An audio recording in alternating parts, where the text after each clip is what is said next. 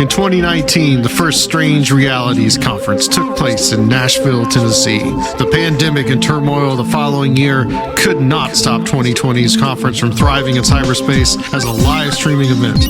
Now, for 2021, the third annual Strange Realities Conference will combine these worlds into a paranormal hybrid event, live in person in Nashville and streaming online. Join us in exploring just how truly strange our reality can be with an interdimensional lineup of speakers presenting unique and intellectual perspectives on magic, mysteries, and the paranormal.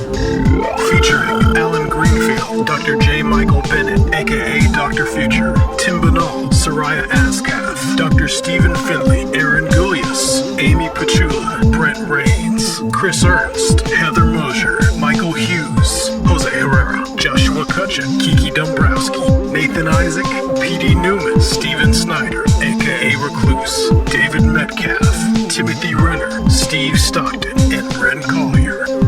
Tickets available at strangerealities.com. It's going to be amazing. Okay, welcome to Conspirinormal, everybody. We've got a powerhouse right now, and I'm really looking forward to this one. It's your host, Adam, in case you didn't know by now. Episode 377 at this point. And Serfiel is here as well. I'm back. Yeah, he's back.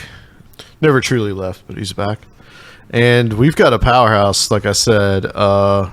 Wren Collier is joining us to help out tonight. But the man of the hour is Dr. Future. We're bringing him back after a few months. How have you not lost your audience after having me on so much as a fish out of water? They love you. You're almost our mascot by now. Yeah. I'm the Sominex of Conspirinormal. Mm-hmm. If you have any sleep disorder, I immediately cure it. Yeah. I mean, you all have cool stuff. I mean, you got cryptids and hominids and skinwalkers, and then there's me. Elongated skulls. Well, you talk about the real ghouls, so that's why we like having you on. That part's true. Yes. If you think any of that stuff is scary, wait till you hear the characters you talk about. Yeah, you get to the real horror.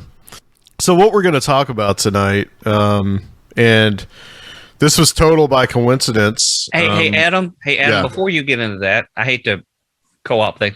I've been wanting to ask you about something, to ask your all's opinion before we merge into this. Sure. Did you all watch the launch of the what was that, Earth one or blue one by Bezos? The Phallus of Osiris? Yeah, right, exactly. Did you all watch that? No, I didn't watch it.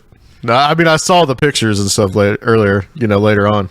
Yeah, I mean, it almost looked like a movie, the way they had the cameras where it was really like if they would have filmed it like for Apollo 13 or something, where the cameras were up in the air over the missile as it was taking off. And if somebody believed in stage stuff, boy, they would have gone wild with it. But the thing I wanted to get your comments on before we got into tonight's topic was, did you see any footage of the four people when they came out of the capsule after they had returned from space?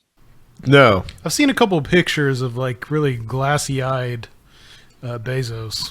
Yeah, the thing that I was just surprised y'all didn't talk about when I was watching it live, and when the four of them came out, Bezos came out and his arms just started elongating real long.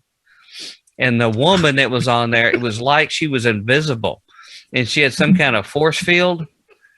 But it got really weird when that young kid, he just erupted into flame and threw off. Strange. And Bezos' brother had that real rocky kind of skin. Yeah. They didn't pick up on the news wires. I didn't know if you all had seen that or. I think they call it the overview effect, right? Okay, I don't know. I just didn't know if it was normal or what. But it was just those four people returning from space, and yeah, I mean that's pretty fantastic. Yeah, you beat me to it. It is fantastic. Beat me to it. Yeah, all four were fantastic. Anyway, sorry about that.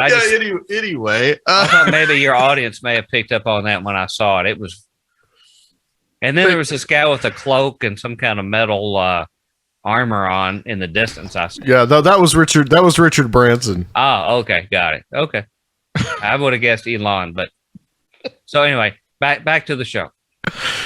Well, okay. Anyway, So, did not plan this way, but when I scheduled this episode with you, Dr. Future, today, as we're recording this on July 27th, now this show is obviously going to be out a couple of weeks after, or a little less, but this was the first day of the January 6th, I guess, committee. I guess they're not calling it a commission. That the testimony today. So today they talked to the policeman. Did they do another session, or was it just a session in the morning? I don't.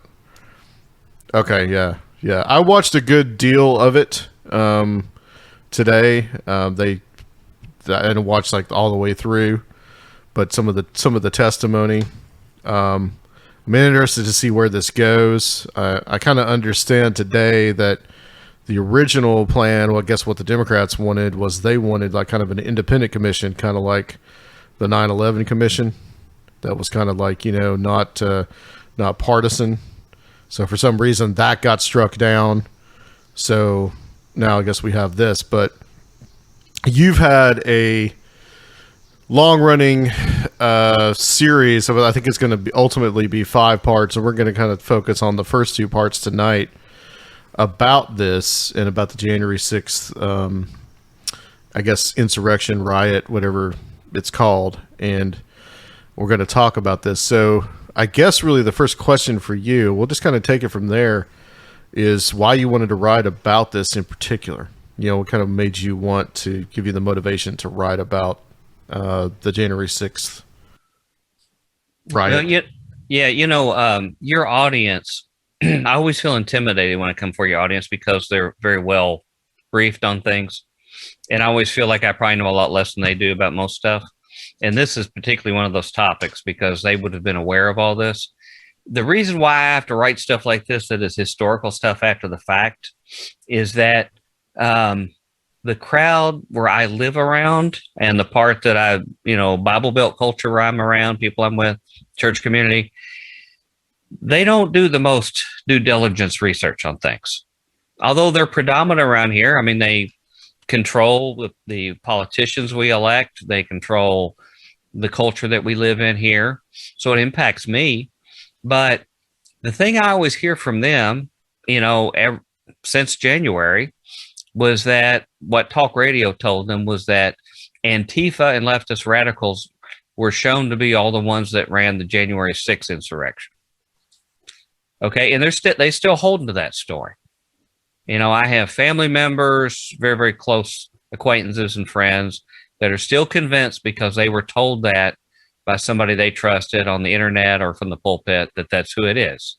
And so I felt like always the onus is on me to go back and dig up all the stuff they're too lazy to do and to give the best shot for them to come to their senses by painstakingly documenting all the information that would challenge that, both the people before the event that were of a different persuasion that said that they were going to do certain things and then followed through and did them, the paper trail for all of those people of what they did, all of the communities who not only admitted themselves were involved, but the ones who video evidence has proved who they are. And these were well-known people.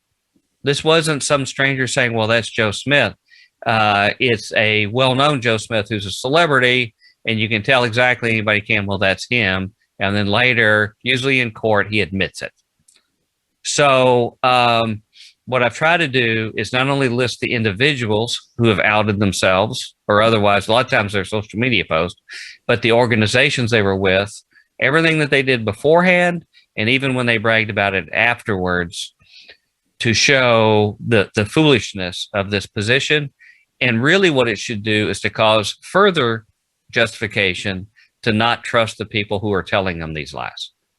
If these people are telling these kind of preposterous stories, what other kind of preposterous stories are they telling as well? About COVID, about vaccines, about the election results, and on and on and on. Because once you find someone is obviously pulling your leg, why should you trust them about anything else?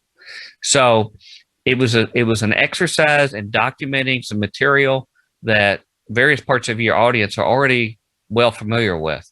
But the thing about the Christian crowd I come from, and all your listeners know I sort of come from that upbringing, is that they're sort of new, most of them, to the whole conspiracy world thing. There have been some of them that were part of the era of the Future Quake time, and some shows that are like mine that they're still around, that sort of got into that, started learning that kind of thing years ago, maybe 15 years ago. But the overwhelming population of people have become overnight conspiracy theorists with Facebook and other kind of sources that they found. They've suddenly become experts. So this whole idea, they're part of the don't believe your eyes or the establishment, which is sometimes, the right course, but they got their button stuck on that. And so they are really enamored with this concept of false flag events. Now, when I became familiarized with false flag events, and this is probably 2006, 2007, if not sooner, it opened my eyes that there was a historical precedent that events that have happened were made to look like they were done by certain people that were out of favor to get enough support to take extreme actions against them, like the Reichstag fire, for example, and actions against the Jews. And this goes back through history. So it's a real thing. But what happens is this thing is so new and fresh to them, and they're so easily swayable that it becomes a permanent feature. And so what this series was to not only show the foolishness of applying this false flags thing to something that's so easily documented, but to also show that there's a real false flag deception about who was behind it trying to convince them of this. And that really doesn't start becoming more apparent until the later parts of this series.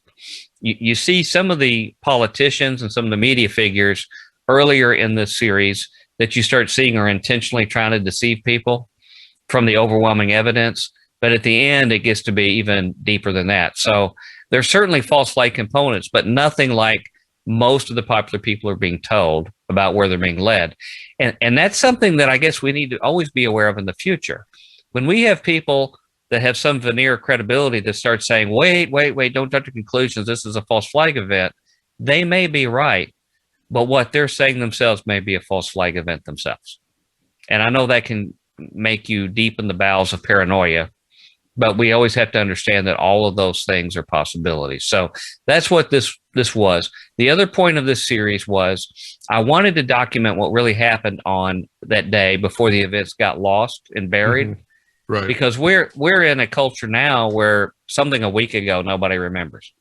We have so much stuff, and now I'm getting more and more familiar with a culture that gets all their news on something like this, and they're doing like this, looking for titles of things, and that's the degree of depth of how they absorb. I'm not speaking about present company here, or most of your listeners, but that is what our culture is. Mm-hmm. And so a lot of times these people can admit that they did something horrible and they don't worry about it because they know a month later it will be forgotten, and they know a month later they will become a celebrity.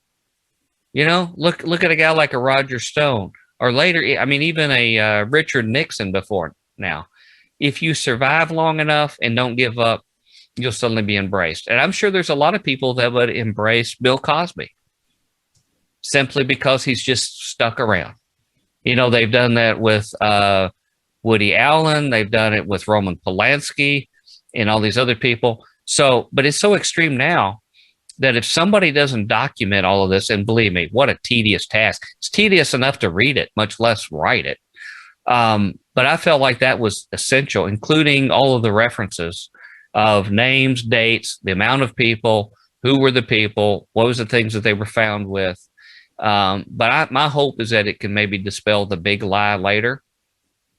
And so I'm still on this vain quest to try to convince, and hopefully other people can use this material, even if they know better that are listening, that they can use this to convince their deluded family and friends with some actual methodical evidence of proof. And, it exposed them to investigative material beyond their little myopic media sources that they use. So the fact that it's written form, even on my blog with all the references hyperlinked, they can go there and send it to their friends and family members that are still drinking the swill, and just send the link to them Say, if you really want to know the truth, here it is. Go through the evidence and decide for yourself, and leave it up to someone if they care enough to want to learn the truth. And we always know that's the real problem. Right. It's not the sake of whether information is out there to get to something. It's whether people care enough, to want to do it. So the first two parts, which is what you talked about covering here, I hope are not too boring to people, but it's really documenting the events we remember and gets in a little bit into some of the major groups and a little bit of background information that I think slipped under the radar for a lot of people about some motives of some people and some things that were said that weren't necessarily in the headlines. But it gets much worse and darker in the last three portions when we just see how unethical the people are who are leading these people by the nose in the new media. And, I think Surfiel's seen a little bit of that, hopefully in part 4, on how incredibly amoral certain people are in the media that absolutely know without any question, they're not deluded. They have a vested interest in a stake in intentionally trying to repeatedly mislead people with their complete foreknowledge. That may not surprise most people, but it's when you look at it in its face, it's pretty ugly. And that fast news cycle is what enables some of this. You kind of, in those parts we'll talk about maybe some other time, we'll probably touch on that stuff a little bit, but you talk about kind of this this new ecosystem of these real fringe characters and news sources that serve as these rumor mills and disinfo mills that are then able to be quoted by more mainstream media and political figures who can always backtrack. But these sources beneath the surface are really the ones engineering crazy ideas and total falsehoods. And it's not that just that these people are deceptive. When you get to know them a little bit, they're genuinely scary people. Personally scary people. They're like, if you've ever had somebody maybe who you dated at one time that suddenly started scaring you and you didn't know how to get away from them, that kind of scary. That's what some of these people are who have been invited even into the Washington press corps at some time. But these people are so unhinged that they really belong in some kind of institutional care. But by the bizarre culture we're in now that they have a forum to lead millions of people. Yeah, they're operatives, not really journalists. Right. And then the question comes, are they operating for somebody else? And I get into a little bit of that in the brief time I spend with them. And I would love other people out there to dig further and find out who else these people are operating for. Because somebody is always writing the checks. And one of the guys we get into later in this discussion that we'll talk about is a guy by the name of Charlie Kirk, who is the future of the conservative movement. I think everybody agrees with that. I don't know how many people are familiar with him.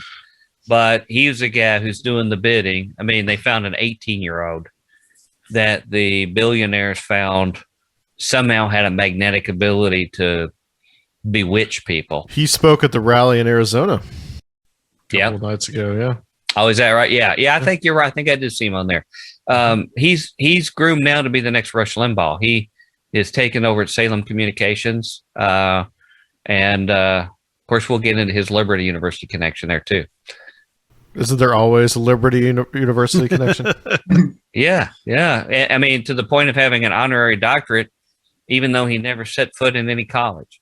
Let's start off, Dr. Future, with talking about how we think that this was kind of all premeditated by Trump and his cronies and the people around him, and kind of what lends to that, say that this wasn't just some random march it didn't just happen, that this was kind of a pre-planned It was thing. a conspiracy. Yeah, essentially, yeah. Yeah, I mean, in hindsight, after going through this material again, sort of kamikaze style, and standing back and looking at it, this really was the Woodstock of the violent fringe, because you had fellow travelers of very different backgrounds, but yet they had common. It's more like Woodstock 99. Yeah. They had common forceful, violent, aggressive need I say fascistic commonalities.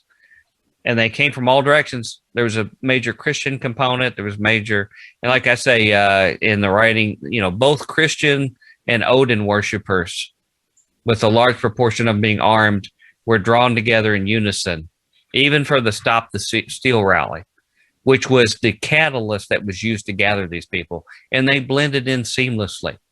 Jesus Saves flags, along with Pepe the Frog flags and Odin's hammer, and all this stuff was all merged together in their utopian dream, which would have been really, the message was no different than the Nuremberg rallies of an earlier generation. The power of force and the will to purify our blood and to maintain a society of pure traditionalism.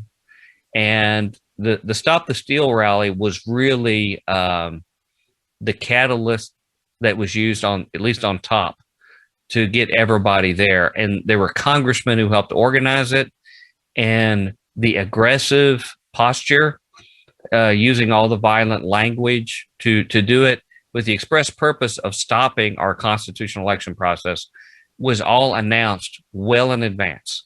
And you have to remember, as I go through this, I'm not trying to rehash just stuff everybody knows, but to document that it is no secret who was involved in this, because they did not do it secretively. They announced it out in the open. Yeah. I wrote at the beginning of this, if I could share this with you, some excerpts. I said, in the wake of the seditious Capitol insurrection on January 6th, in which the attendees merely followed the commands of the Republican, conservative, and, quote, Christian leaders at the nearby Stop the Steal rally minutes before to, quote, fight like hell, as President Trump told them, to stop the lawful and normal constitutional election. Or as Rudy Giuliani said there at the same meeting, telling the audience clad in body armor, camouflage, helmets, and brandishing pikes, battering rams, and stun guns to publicly begin the phase of, quote, trial by combat, to the cheers of the crowd. Or as Alabama Congressman Mo Brooks stated, who defines himself as a fine Southern gentleman who doesn't even drink, such a fine man, he wisely and circumspectly told the openly armed attendees with Camp Auschwitz shirts and Odin tattoos in battle gear standing before him to, quote, start kicking ass, minutes before the barbarian rampage on the seat of government and the subsequent vandalism and widespread manslaughter of the outnumbered law enforcement.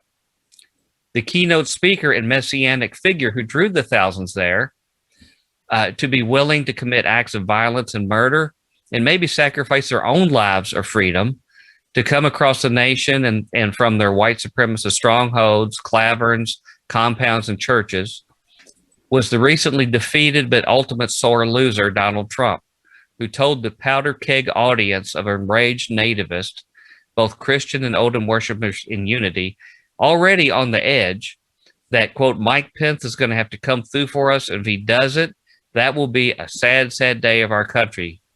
Now it's up to Congress to confront this assault, and after this, we're going to walk down. I'll be there with you. We're going to walk down. We're going to walk down.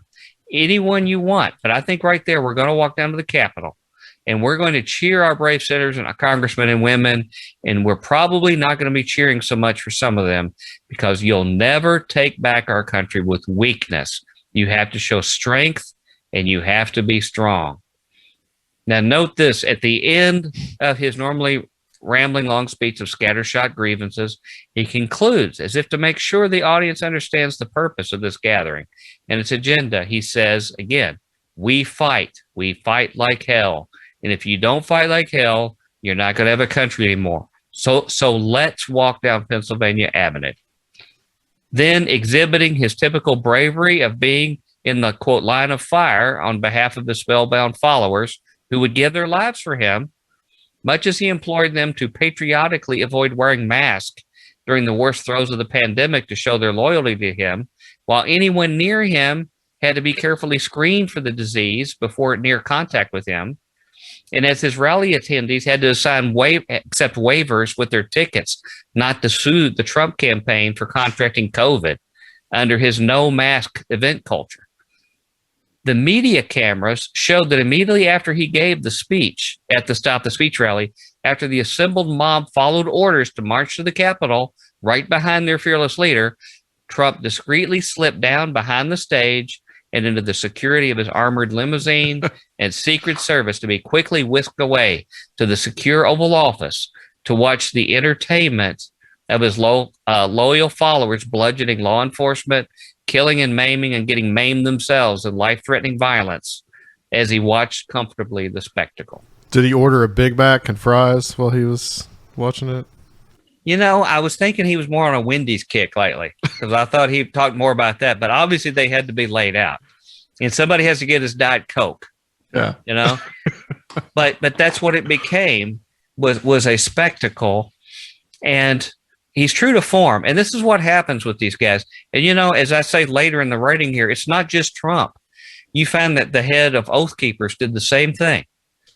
They spool up people, but they keep this plausible deniability Right. by not being present on the scene. And I just want people, when they see these folk, to be thinking about a guy like Charles Manson. Charles Manson says, I didn't kill any of those people. I was back at the Spawn Ranch. Why would you say I was involved in any of that? And we all know better on that. But this is what demagogues do. They don't want to go down with their crowd. I mean, at least you have to give Jim Jones and David Koresh a little bit of credit, you know? Yeah. I mean, they didn't go down, they went down with the ship. You know what I'm saying? Well, yeah, I mean, that makes me just, lose the respect that I'd even have for my worst enemies with a lot of these people because they won't own up to what they did. They're not able to even capitalize on what they did because they have to have this like wink and nod mentality. And what really bothers me and worries me is that most of these people who are trying to follow this line, I don't know whether a lot of them really don't believe what happened as much as they are actively participating in what they think they should do to further these aims. And it's to play this game and to pretend that this didn't happen this way and that it was Antifa or whatever the line is. Like that's what I feel more than anything, is that these people are actually just playing along what they think they're supposed to do to further these aims. Mm-hmm. They participate in the gaslighting. Yeah. To add to that, I mean, the point of him walking away and saying, "Oh, he was going to be there," because I watched the speech actually that day. I remember hearing him say, "I'll be there with you," and I'm like thinking, "Yeah, right." But before everything got serious, He's no Caesar. Yeah, like he, I mean, they were. I mean, I think the speculation is now that they were going to just basically use those people so that he could invoke the Insurrection Act. Right. Yeah, he doesn't want to be around, or he didn't want to be around those people. He hates them. And then what would have happened had they actually, gotten into Congress? Those policemen hadn't held, and they got into Congress and started executing Congress members, or what? I mean, I think it would have turned if they would have turned the army on might have turned the army on them and just slaughtered everybody. So those people were just dupes. I mean, they were just like they were tools. They were means to an end. That ties into some like you were talking about, a lot of people schooling people up and then disappearing before the action happens. Like I've got my own theories about that, and we can get into that later in the show. But I think there's good reasons people like Enrique Tarrio sort of disappear before the riot starts. Right. I think that it should be a clue to who they work for. But yeah, we can get into that after. I think you're probably going to cover the Proud Boys stuff, since that's a big part of the first part of the article. Mm-hmm. Mm-hmm. Yeah. Of course, the Proud Boys were busy providing the armed services for Alex Jones. Mm-hmm. We have the heir of, I believe, what was it, Publix, who actually paid for most of that event there, and including money handed directly to Alex Jones and the Proud Boys. These are some things I'm mentioning early that we should all know, but we have to sort of think about the gravity of it and how quickly we move on. It would be like if Pearl Harbor happened last week. We would just move on this week. Like, well, that was so last week. We're on to other stuff, or the Alamo. Well, the Alamo happened, now we're on to some new headline. And that's sort of how this is being treated. But, when Trump received word and was asked by basically his staff, the Republican head of the House, who was hunkered down in there, to urgently intervene to try to save Mike Pence's life. Because we remember the gallows they built out there. They were going through the halls to look for Mike Pence and Nancy Pelosi, but they were going to hang Mike Pence. They all chanted to do that. His response, Trump's response, was 90 minutes after that. And they were able to get him away from the TV long enough to send a text, which they were hoping would calm the situation of the Mortal Kombat, which was still going on. And so what he said to his followers by text and the rest of the world, that he says, Mike Pence didn't have the courage to do what should have been done to protect our country and Constitution, giving the states a chance to certify a correct set of facts, not the fraudulent or accurate ones which they were asked to previously certify. USA demands the truth. So that was his intervention for his own hand-picked vice president when it was thought that they were within mere feet of being able to get to him. I mean, he was still the person, receiving the most up-to-date intelligence in the country while this was happening. He wasn't in the dark. He was glued to the TV set, and not only were they telling him that, they were getting contacted by the people on the inside, but he was watching the people with American flags impaling the officers, them pouring into the halls. The numbers they estimate so far were approximately 10,000 people made it past the police barricades, were officially trespassing, went past police, 10,000 people. 10,000. Of that, 800 of them made it in the Capitol, which is really not all that huge a building when you think about it in the halls and everything. But 800 is a lot of people that were not, invited in. As those hours went by, roughly 150 policemen were brutally beaten, and 5 people were eventually killed. 4 of them were officers. We know the one woman was shot, and now they're making her a martyr. Yeah, trying like to get they did in the beer hall push. Yeah, trying to get into the House chamber. Yeah, there were 4 people who died during the Capitol riots. There was one officer who died of a stroke a couple days later. Right. Okay. From unrelated, apparently. Okay. Well, I mentioned the 4 officers.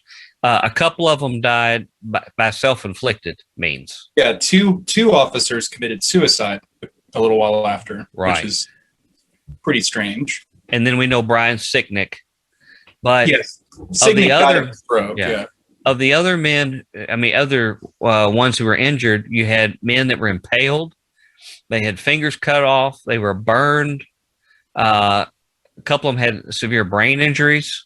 Now, the one gentleman who testified today in Congress, he was diagnosed. He had had a heart attack while they had drug him out into the crowd and were beating the tar out of him. He had a heart attack there. They repeatedly tased him.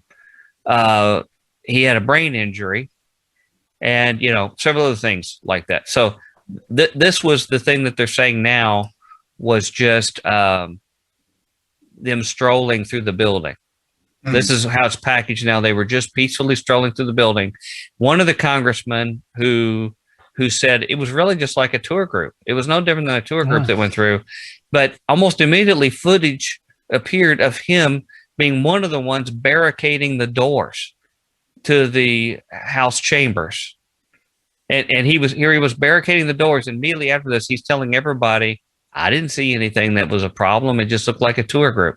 This is the insane gaslighting that we have at least half of the country willing to tolerate, including people that reverse their positions within 24 hours of what happened. So the acting chief of the Capitol Police, like I said that over 10,000 people had invaded the Capitol grounds. And I think the last I counted, there was something like 540 of the people have been arrested, I believe, and indicted. My original date, it was about 250 when I first wrote this. but I think we're now up to 540 people who have been identified and arrested. I mentioned this later in my notes. This is information that just came out today. 70% of those people that were severe enough that they did something that was significant enough for major charges, 70% of those have been released and are not even being held. Whereas for other federal offenses, I think 25% of people are released on bond. Well, But for these, against an insurrection or government, 70% of the people have been released, even though they've been indicted. Well, I'm not trying to play devil's advocate here, but I'm just asking a question, and like, how much can we trust the numbers given by Capitol Police, considering what they did with Sicknick's death, right? Like, they claimed that Sicknick had been hit in the head with a fire extinguisher, and that's what killed him. That apparently was just made up completely. He had the coroner's report when he died found no internal or external injuries at all on his body. So that story was just completely made up. And you saw the narrative of him being painted as like a martyr and a patriot himself by that side, right? And it's like, I see stuff like that, and it makes me like, well, Capitol Police are willing to just completely lie about this man's death and use him as a martyr figure for their purposes. Like, how much can I trust the information that they were giving us? Well, I think the senior Capitol Police at a minimum should be held accountable for their lack of preparation for this event. Yeah. I mean, they betrayed their own officers, and they ignored the FBI reports that had been warning about all of these groups that had said they were bringing arms and were coming for violence. Yeah. So they've got even bigger things to account for. Plus, I remember seeing footage of one of the police officers waving guys through. Yeah, there's a lot of really suspicious stuff going on. I think that there was some sympathy. Yeah, Trump has been quoting that when they recently interviewed him for this new book out. He said, "But here's what happens." He said, "Well, these people waved all of them in. They waved all of them in there." Now, what they have discovered so far is there were 2 individuals that they have suspended at the time I wrote this. One for taking selfies with the people, and there's going to be people in there that are sympathetic, and because there were other law enforcement people that were part of the crowd. Furthermore, there were 20% of the people that were indicted that were military members. So I mean, it doesn't surprise that there would be sympathetic people on the White House grounds, except you would think, hey, these guys are posing a threat to you. I think what they thought was all of the White House police and the military would suddenly turn and become sympathetic to the bravery of these people who were breaking into the Capitol. They thought that would happen. But at the time I wrote this, there were 2 that were suspended, one for taking selfies with them, another one who was waving them in, although at the time they said there were 17 more White House policemen that were under investigation at the time.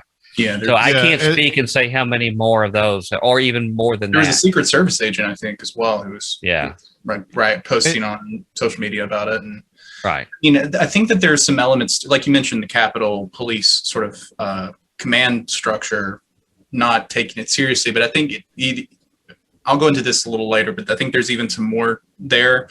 And like, they didn't even provide a lot of the officers like helmets, for instance. Right. And I'll get into this a little later, but I went through the Minneapolis riots up here and saw firsthand what police are capable of up here when they want to be. Right. And most police forces, even in rural places in America, are decked out in Army military gear. Yeah. So the fact that the police force in what is supposed to be the heart of the American empire, the most important city in America, didn't have the right equipment on the day that this known event was happening, it's very, very suspicious to me. Right. What do we know about the two that committed suicide? See, that's weird. Yeah. Yeah, I don't know. That's again, it's like very coincidental that they just all of a sudden committed suicide out of nowhere a few days after. And as I've tried looking for more information on those 2 men, and I can't really find much. I can't even figure out like how they committed suicide. Even that information isn't public. So I'm not surprised you all would be interested in that because, yeah, that piqued my attention to know more. What were the triggers? Now, I would say that the trauma of that kind of event, particularly someone's not expecting, you're getting ready to go into war. You maybe at least get a feeling the day before the battlefield to prepare yourself. Right. I don't know if similar things like that happened on the day of 911, where you had some officers had do some simple things. I can't answer that, because they were just not mentally geared to be ready for that. But Wren, what I think you're insinuating is that incompetence may not be the sole justification for what we saw for lack of preparation. Yeah, I can't dismiss that. I can't do it.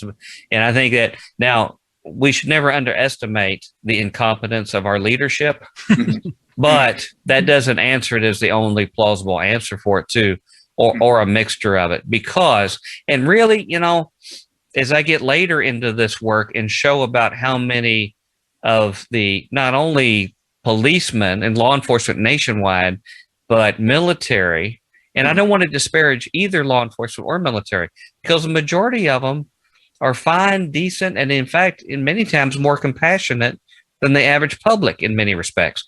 But there is an element, and maybe even a hair larger than the public proportionally, because they have weaponry and they have other kind of things that's going to attract a certain element within the broader population of them, that when you see that, and then you even see a large portion of national politicians, you have city leaders and city,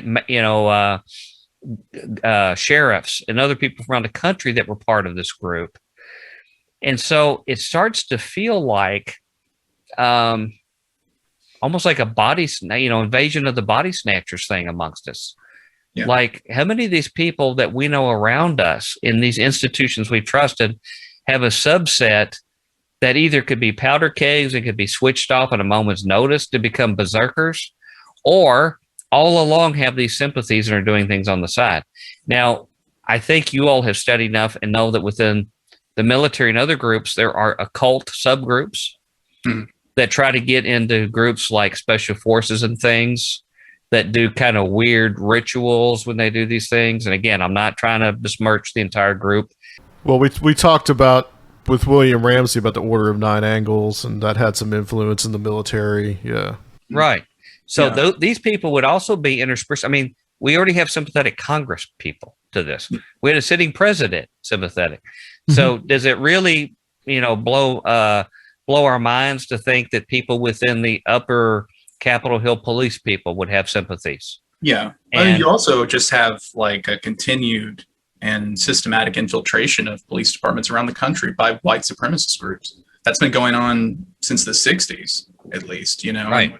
I mean, every now and then you see it rear its head. I remember in Philadelphia a couple of years ago, there was a picture taken of some cop there who was, beating somebody during a riot, and he had the double lightning bolts tattooed on his arm. Well, Wren, you mentioned Minneapolis. I mean, have they ever figured out? You remember that footage of the cop just going over there and pretty much starting a riot by breaking the windows and leaving? I mean, have they ever figured out what that was all about? Right. No, that was weird. Yeah, so he set fire to the AutoZone, and sort of breaking windows in the AutoZone and set it on fire. And he just kind of showed up out of nowhere, did that, and then left. Right. And it was a guy who nobody knew if he was a cop or not. He was dressed in like all black hoodie and stuff, but he didn't appear to be part of the protests. Right. So either he was, and I think after it, there was a lot of people like trying to figure out his identity. And there were some people that said, he looked like this guy who was an ex-cop. And some lady said that, that was my ex-husband or something. But I don't think there was anything conclusive, right? It just kind of went away after that. You didn't hear anything about it afterwards. Well, I remember that. But, that I think, was that at Ferguson where that happened? That was Minneapolis. No, that was in Minneapolis. Minneapolis. Okay. Well, Ferguson, one of the first ones that really got out of hand like that. Since we're on this topic, it brought up a whole other way in which those institutions can be complicit in something dark, but not by their overt acts, but by their lack of action. Because I remember at Ferguson, with all the protests, and how heated it was over that death at the hands of the police and the verdict, I remember they had so many special force SWAT guys there, like sort of like Wren was getting at. I mean, they really are abundant because we've militarized our police all the way down to like local community groups now.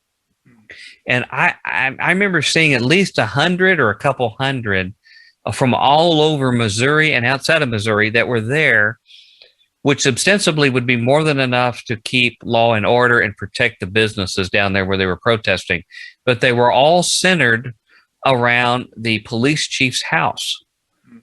And rather than being dispersed and protecting the areas where the protesters were, they were like 12 deep surrounding the house of the police chief. And they had cameras back there on TV, and you would see the ones in the back laughing and joking and carrying on. Meanwhile, the city's being burned mere blocks down the street.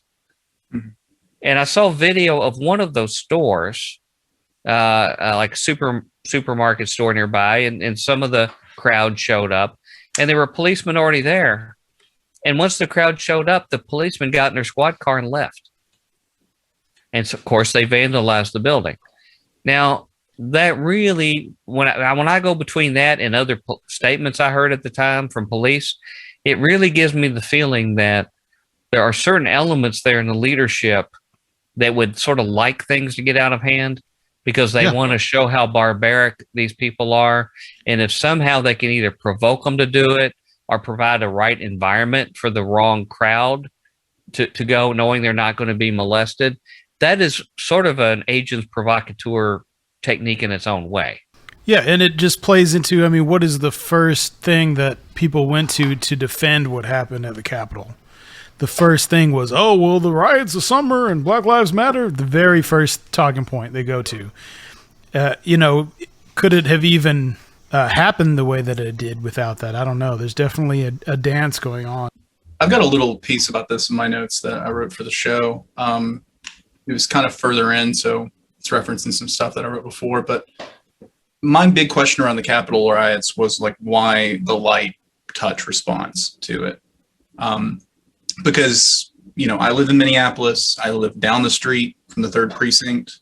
Like last summer was really crazy. And I personally saw and participated in protests there and saw what police were capable of, right? I saw them shoot chemical weapons at people, shooting less lethal munitions at lethally close distances, aiming specifically for people's eyes and faces. Like you can just look up and see the number of people who had their eyes shot out at protests last summer.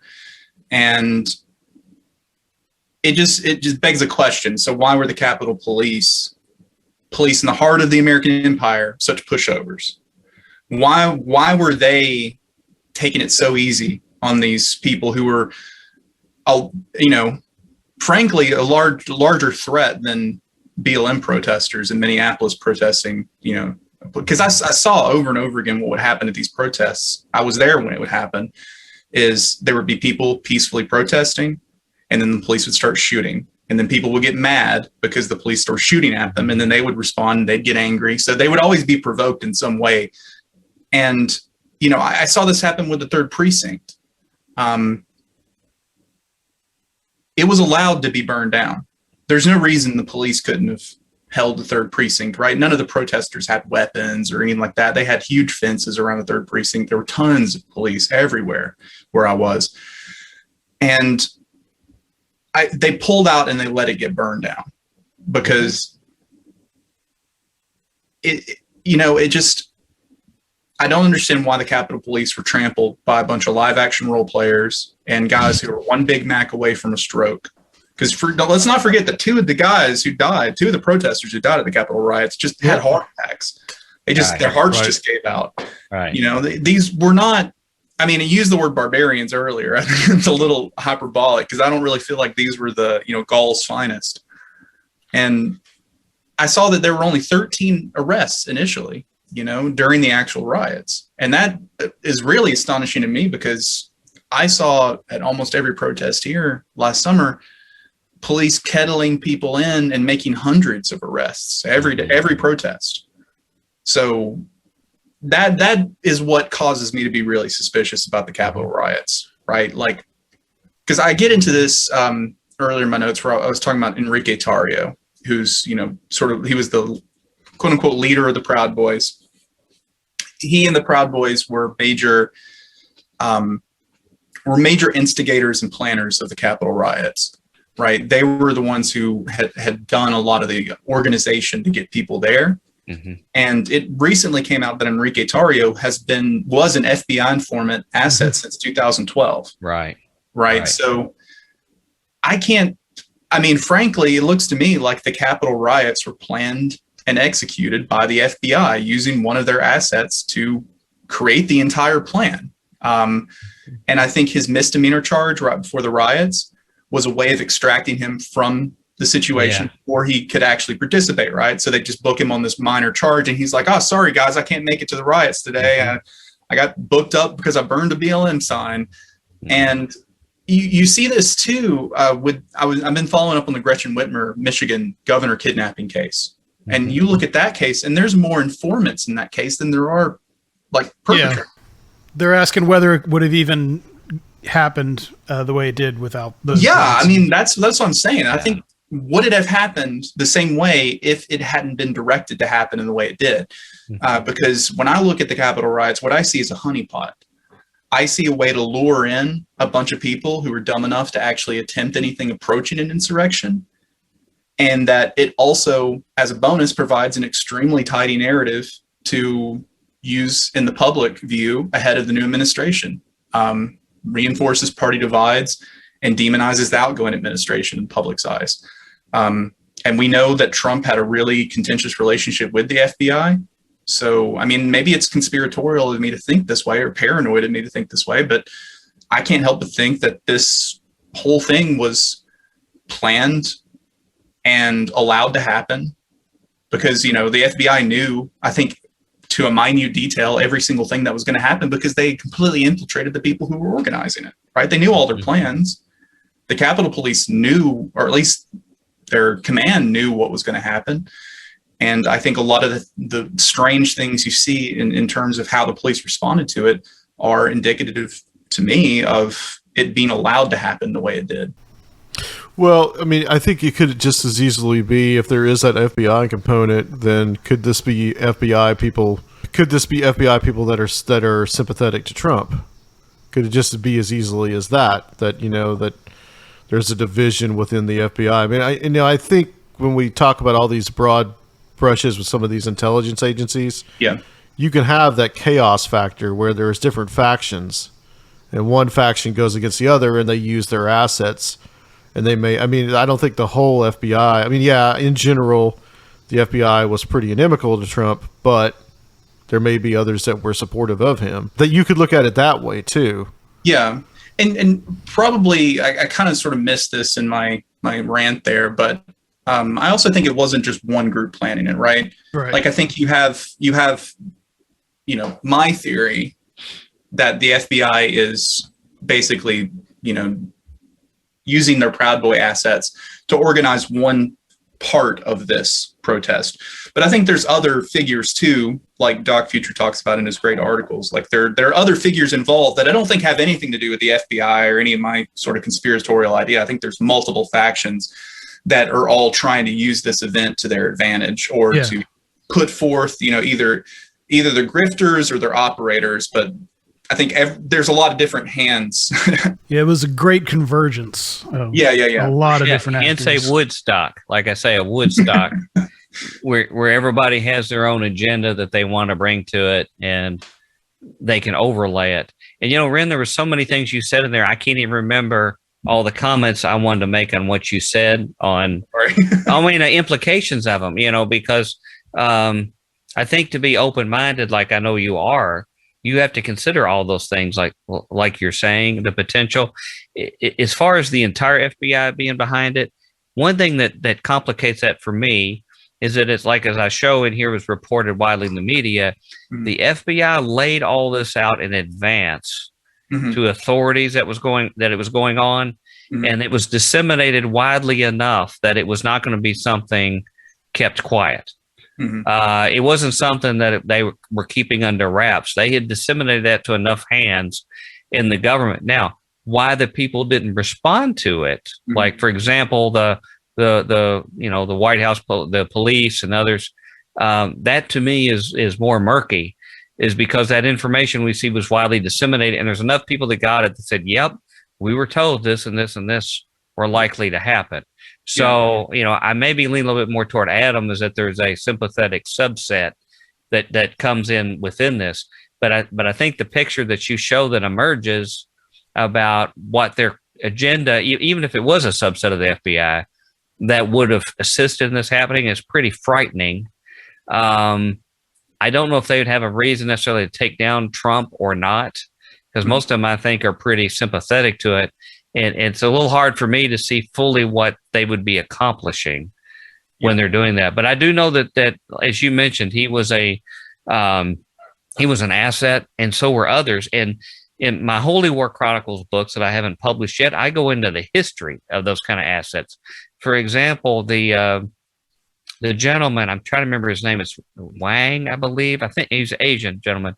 That was the one of three that organized the Black Panthers. Mm-hmm. And he was the one who always wanted to bring weapons involved in every operation. He had stockpiles of weapons they could get, to always use that as the answer to the Black Panthers. They were trying to do school lunches for kids in the inner city and things, or breakfast, excuse me.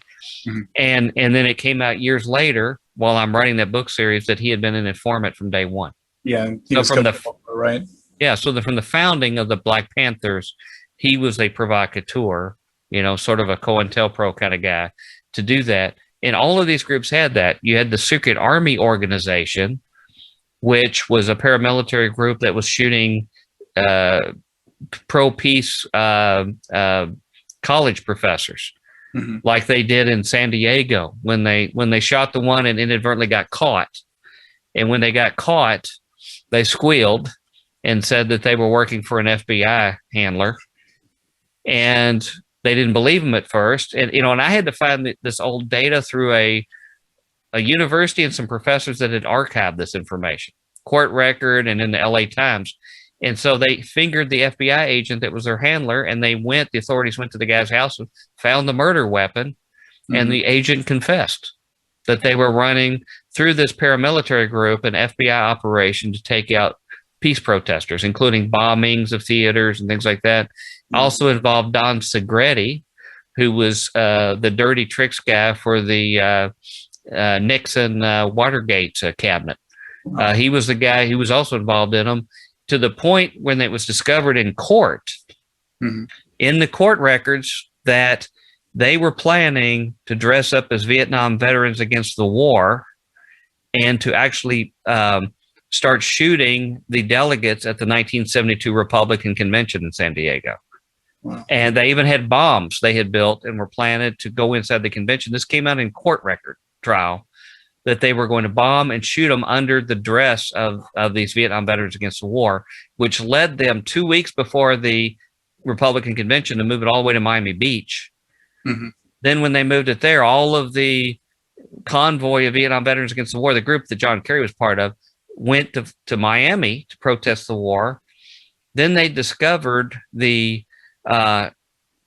plan was to disable the bridges, the drawbridges that went up, I guess, to the beaches out on Miami Beach, where it would trap these protesters, and they were going to take them out there. Yeah. And they ended up using their own demolition guys to disable those mechanisms so they couldn't get trapped. And then they became what were known as the Gainesville 8 at trial. But what they discovered, and the Vietnam veterans against the war, since they were veterans and had experience, they discovered that all through that group, Vietnam veterans against the war, were riddled with informants. Yeah. Right up to the top, near the top, were informants that were not just informants, but they were agents provocateur. Yeah. That were trying to get them to do violent acts.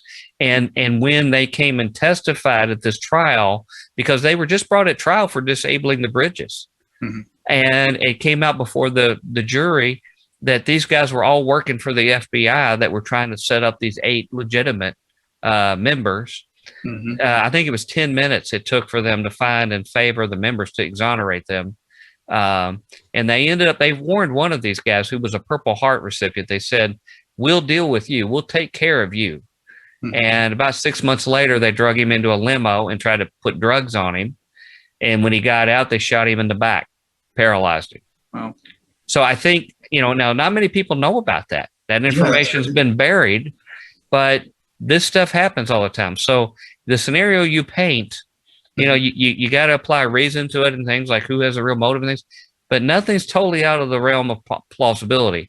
But I will say this, because it was such a diverse group of people from all over America, a lot of mom and pops, including people from my own neighborhood that were going to these meetings. The FBI and others can't practically get all of them. Yeah. Now they can get the rudder of the ship.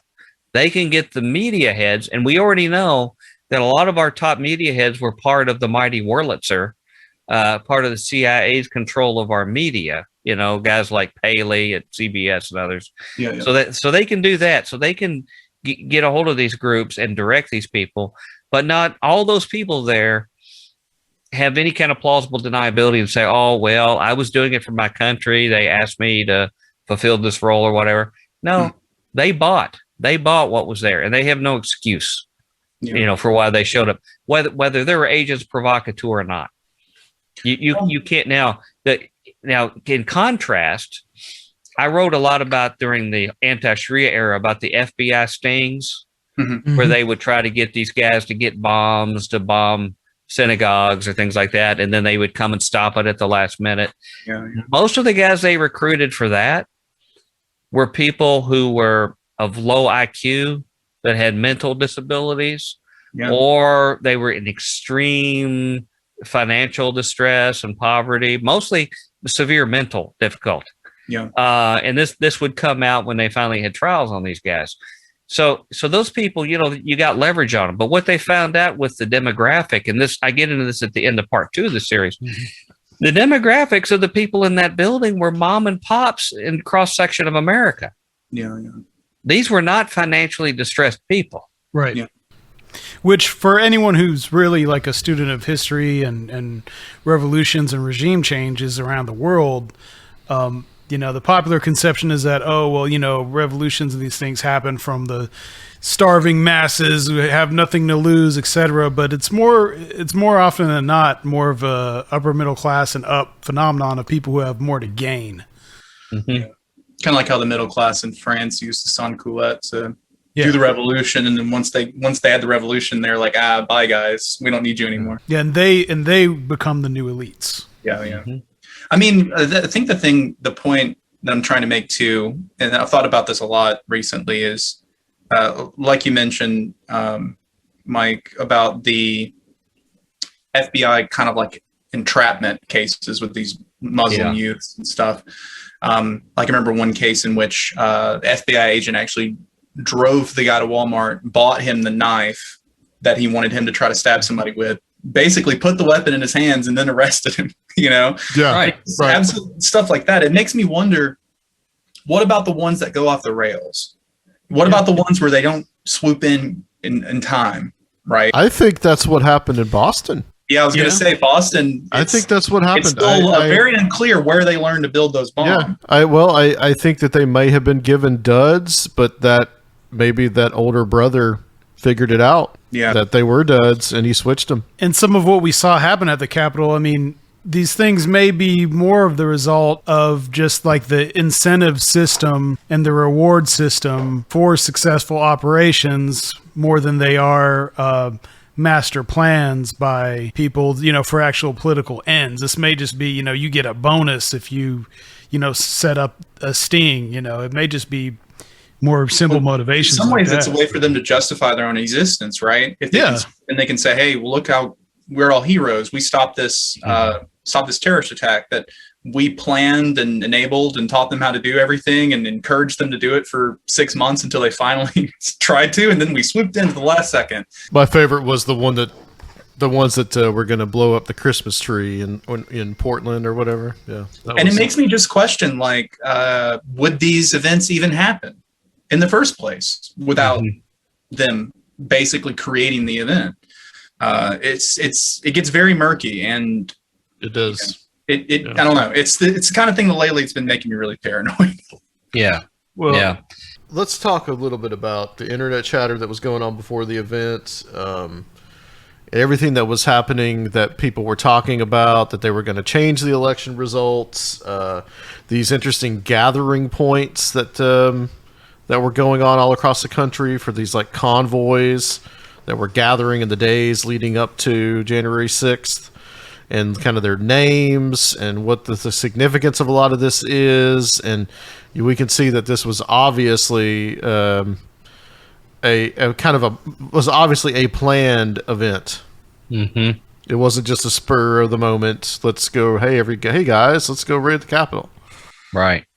The main the main places where there's a lot of different sources, where this information was coming from, but there was one social media site called the Donald that seemed to be a really important key one before this event. I see you waving your heads. Do you all know more about that? Or? No, I'm just the name of it. Ridiculous. The Donald. Yeah. It was a subreddit, right? They got taken off of Reddit, and then they made their own website. Right. That became a key point for a lot of the key planning. And I mentioned one of the posters on there referred to Trump's attorney, Lynn Wood, who, was the one that's going to release the Kraken about all of the evidence that the election was a fraud. And unfortunately, the Kraken just hasn't appeared yet. They haven't really had any of that data. And Lynn really started going off. First, Perseus showed up with the Medusa's head and took care of it. Yeah, I guess so. Ray Harryhausen figures. Yeah, and who actually said themselves in court that they were not to be taken seriously. They said themselves at trial that no one should ever really take anything they said seriously. But the problem is people take them as serious as a heart attack. And so one of the posters said that they had to take these extreme measures in Washington because Lynn Wood had just told us that many of our politicians are raping and killing children. So you had that element in it as well. Baked Alaska, who's a guy you hear a lot about in the alt-right, was also part of those conversations. And sure enough, he ended up in the Senate offices. He made his way in there, but he's sort of a celebrity of this group. But Ali Alexander, who was the guy who really was the main organizer of Stop the Steal rally, actually said before the event, and this was supposedly the nonviolent central event that had all the major speakers there, even he said that they should immediately occupy all around the Capitol building during these electoral processes.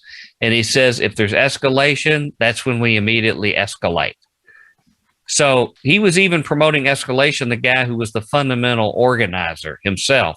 But the groups you mentioned, and this is what really caught my eye, was that the code names, because they wanted to be real cool, like it was a military operation. The three code names of the three groups that met nationwide, there was one group called Checkpoint, called Cowboy in Louisville. There was another one called Rebel in Columbia, South Carolina, another one called Minuteman in Springfield, Massachusetts. And I think there's got to be some kind of subconscious sort of synchromysticism, like an id. Yeah. Like it's Freudian. I think it's mostly because a lot of these guys are LARPers, they want to get out. It's really like what they really enjoy is getting away from their wife for the weekend, getting out with their buddies in the woods and shooting their guns and talking about how they're going to take back America and everything. Right. Why don't they do something constructive, like look for Bigfoot or something? Like that? But most of these people would never do anything, right? They're all talk, no action. Yeah. Like a lot of, so-called revolutionaries. And then every now and then you have the occasional psycho within these groups who will do something. But for the most part, I think why you see names like that is because a lot of these are guys who drink Black Rifle coffee and they wear like an operator beard. And they try, even though they've never been in the military, they like to pretend like they are, and it's. Well, it's the irony of this event is a lot of their women joined them. I mean, there was a lot of women there along doing it. There was. But the reason why I mentioned that, I don't know why this struck me, that these names, Cowboy, Rebel, and Minutemen, is that I think there's sort of three ideal archetype names that probably best represent the age-old American nativist populist culture. Because when you think about the unique attributes of those three in our history, the first, represents vigilante justice and the Anglo-Saxon conquering of indigenous people. Then you have in the rebel, the defiant representative of those who disavow national government and authority and want to write their own ticket of individual rule. And even in the Minuteman, and also I would say too, the subjugation of those from other shores as a servant class, that seems to be something that's inbred in us as well. And then in the latter Minuteman, it really reflects the armed individual outside the bounds of recognized governing authority, who was just scrapping for a violent firearms fight on a moment's notice, in resistance against law enforcement and armed forces of the government in power, even though they don't have any sovereign recognized authority on their own. And I think that's a pretty good encapsulation of what has made these people tick over the generations. So not to read too much psychological into this, but those three names are probably represent the American experience of the nativist, xenophobic side that's always been a part of America. Yeah. Well, it may be growing, but these guys who were in these groups, though, they wouldn't be a cowboy if we were in the Wild West. They wouldn't have been the men, right? They probably own the ranch. Exactly. Or they would have just been, just some farmer or something. Like a lot of these people are complete nobodies, but they like to give themselves these names. They like to, wear their operator beards and their wraparound sunglasses and stuff and make themselves feel tough because they would have been Shriners in another generation. Yeah, it's just these people are so alienated. A lot of these, you saw this a lot in the Michigan governor kidnapping thing. A lot of these guys are unemployed. They come from, or either they're impoverished, or it seems to be either they're impoverished or they own a boat dealership. It's kind of like the two classes of people that get involved in this stuff. But it says to me that these people are very alienated. They're completely cut off from their communities and their people around them. They don't feel like they have any control over their own life. They feel like they've been constantly screwed over by the government, either because of globalization or like jobs being moved out overseas and stuff like that. In a lot of cases, I think this is the natural outcome of like economic policies. I don't want to make this too political, but I feel it is political.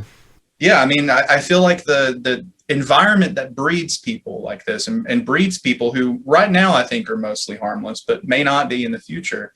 It's the same type of environment that breeds like ISIS fighters and breeds Boko Haram fighters. And, it's when you have a bunch of young men who don't have jobs, who have no future, who don't feel like they have any control over their lives, this is what it leads to. Well, Wren, I will say that throughout our history, the people you describe are the ones who are the typical people that do this kind of thing over and over again, that are on the margins. The problem is that the data that I show at the end of part 2 of the series, from what they've gathered, is that the ranks have now been added by small businessmen, white collar workers, people in respectable jobs. That somehow their mindset of the people, like the taxi driver kind of mindset, like the movie, that now has caught fringe and it's been mainstream. Yeah, because that's the only way you can get that kind of mainstream to take over as much as 47% of the public is because they've taken the fringe and made it chic and mainstream to do it. So that's something that sort of keeps me up at night is to realize that it's no longer a fringe anymore. And as far as these guys, the wannabes, I was thinking of, you said they weren't cowboys. They were probably the ones reading cowboy books, the pulp novels, imagining. But there have been groups throughout history that have afforded them the opportunity to dip their toe in the water. Like, for example, the Klan. You've got incompetent guys that never could lead a group of men for anything, but the guys in their neighborhood are part of this Klan meeting and they can talk tough, and they might even go out and terrorize some black youths, maybe even lynch some of them, do other kind of things, the whole Night Rider kind of thing. So that's how they're sort of desensitized to this boundary that maybe their mama raised them in church, that you don't cross the boundary of looking somebody in the eye. and hurting them or killing them, and then they get desensitized by these kind of groups. Yeah. So I think that is going on now. I mean, obviously our video game culture, first person shooter culture and things can also provide a similar role to that, I think. Psychologically acclimating us to be able to deal with that kind of thing. And social media has certainly done that too, because when you're immersed in a culture where that is just accepted to look at people as beasts to be exterminated, that can't help but rewire your brain over time. Yeah, and I think that gets pushed by media figures like Alex Jones and others who make out all those people you hate. It's not just enough that they don't agree with you or that they don't like you or they don't want you to come to Thanksgiving dinner. It's that they're also baby eating satanic pedophile cultists, right? You completely dehumanize the other side to the point where, well, if a couple of them get killed, maybe it's not such a big deal. Maybe they're not even human at all. Right. You know, and that's how you desensitize the population to take the next step, right? And like you said, the mainstream acceptance, or sort of the addition of the mainstream and what I would consider just like normal middle class people to these groups has been a thing that, and I totally agree with you, that since the Trump presidency, that seemed like that has really ramped up. And it is quite scary to me because not only does it increase, their ranks, like you mentioned, I think it's also evidence that those groups, those middle classes that for the longest time were kept docile through relatively high wages and, generally good standard quality of living. I feel like that middle class is getting eviscerated to the point where their quality of life is not, that's where I'm looking for here. It's like, as those groups become as alienated as the lower classes, they're going to join. They're going to be subject to the same kind of drives that drive people to these extremes. Yeah. Well, their motive in that case is desperation. But then you've also got the group that's still comfortable that's involved, but they're worried about the barbarians at the gate coming to take their stuff. And a case in point is, you remember the couple when the Black Lives Matter people marched through their neighborhood, didn't even set foot on their property and came out with automatic weapons. Yeah. The man and the woman both. Yeah. And that's the one thing about that. This is not a man's game anymore. I mean, it's really a multi-sex kind of thing, where they participate with heavy weaponry and arms. These people weren't even on their grounds, but it was some excuse, because this is the old Klan message, they're coming to rape our white women. Yeah. And therefore we've got to deal with it. But I would look broader, and I would say, in my observation in history, that every nation or society that sees themselves as exceptional and embraces exceptionalism eventually will adopt that viewpoint. I think the modern state of Israel does. I think England has at some point. South Africa has. And you see the same template. First, you find justification to see the outsiders as beasts and below human. And then you find justification to put them into some form of ghetto, whether it's a Indian reservation, or apartheid, or occupied territories or whatever. And then the third stage is, you obliterate it. It's annihilation of a people. And that's why it really scares me about the whole exceptionalism idea and where that leads the American psyche. Yeah. And as you know, most of my criticism is for the people of faith where I come from, because they have sacredized it down to the Puritans. The Puritans were hardcore Calvinists that believed they were all elite, and that because of that, they were the new Israel. And anybody who stood in their way in the New World were by default Amalekites, which were people that had to be exterminated. They took this name for a group of vicious people in the Old Testament that were told to be eliminated, and they began to apply it to anybody who just happened to be in their way. And I think in America, they've done it ever since then, whether it was, people from Mexico, or whether it was the Philippines when we went over there, whoever the group was, they become the Amalekites or the beast. Palestinians, Africans in South Africa. And so that dark element, in the faith community, sadly, at least some portion of it, sacredizes it and tries to add some deeper religious meaning to justify this base instinct. So, you know, right now it's become mainstream. It's not fringe anymore. And, you know, Minneapolis, I hope it's a little different environment where you are. Here, that is the norm. I live in a very, very nice community, a more upscale kind of community, a fairly recent homes and nice place. And I see army fatigues, people with, you know, army painted monster trucks with Trump flags and "Don't tread on me" and crossed gun arms. I know they're packed with armament in their homes for a fact. I know that a number of them knew that this was going to happen on January 6th. Yeah. And so it's got me more than a little concerned. Yeah. It kind of depends on where you are. I know some of your later, one of the later parts of your blog talks about the whole, you know, I remember when that happened, the whole Antifa super soldier, they're going to come and behead all the white people thing, because, you know, everybody was making fun of it on Twitter at the time, you know, because it was obviously, you know, ridiculous and it wasn't going to happen and nothing happened, but you had people getting really riled up about it. And I even saw some of that happen. I remember during the riots up here, and it's usually out in the suburbs more. I live in kind of like in the city proper, but I knew a couple people who lived out in the suburbs, and this one guy I knew was just convinced that he read on Facebook that Antifa or BLM protesters or something were riding around setting fire to houses. You know, just complete nonsense. It wasn't happening.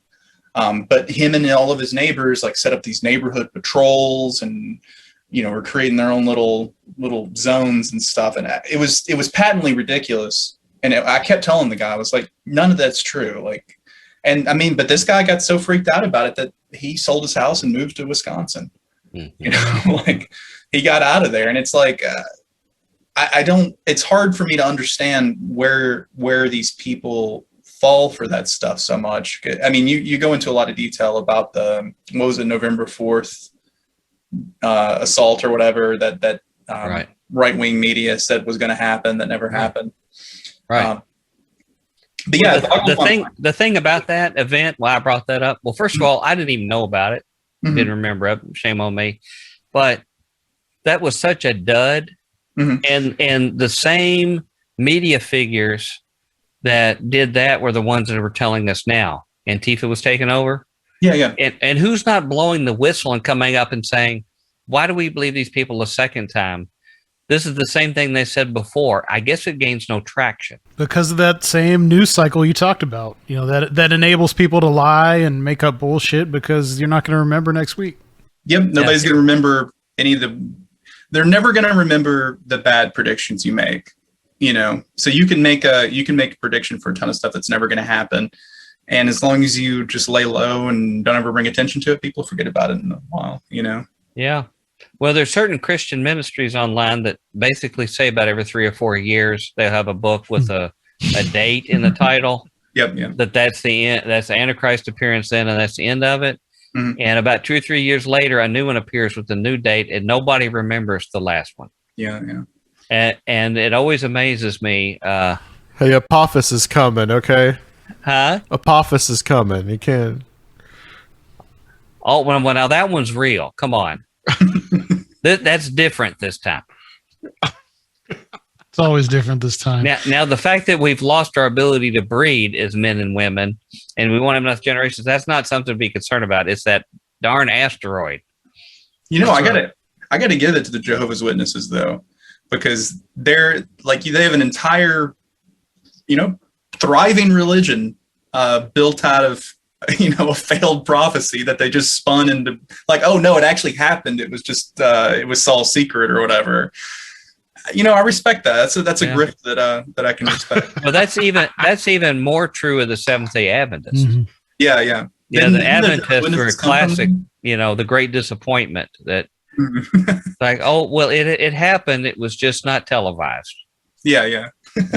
Well, let's get into the role of the elements of the church in the events leading up to on the 6th, and the kind of fallout and their role in propagating, like a lot of the misinfo about what happened and who did what. You talk about how, a lot of people were kind of parroting the same line about, it was Antifa or some of these other narratives.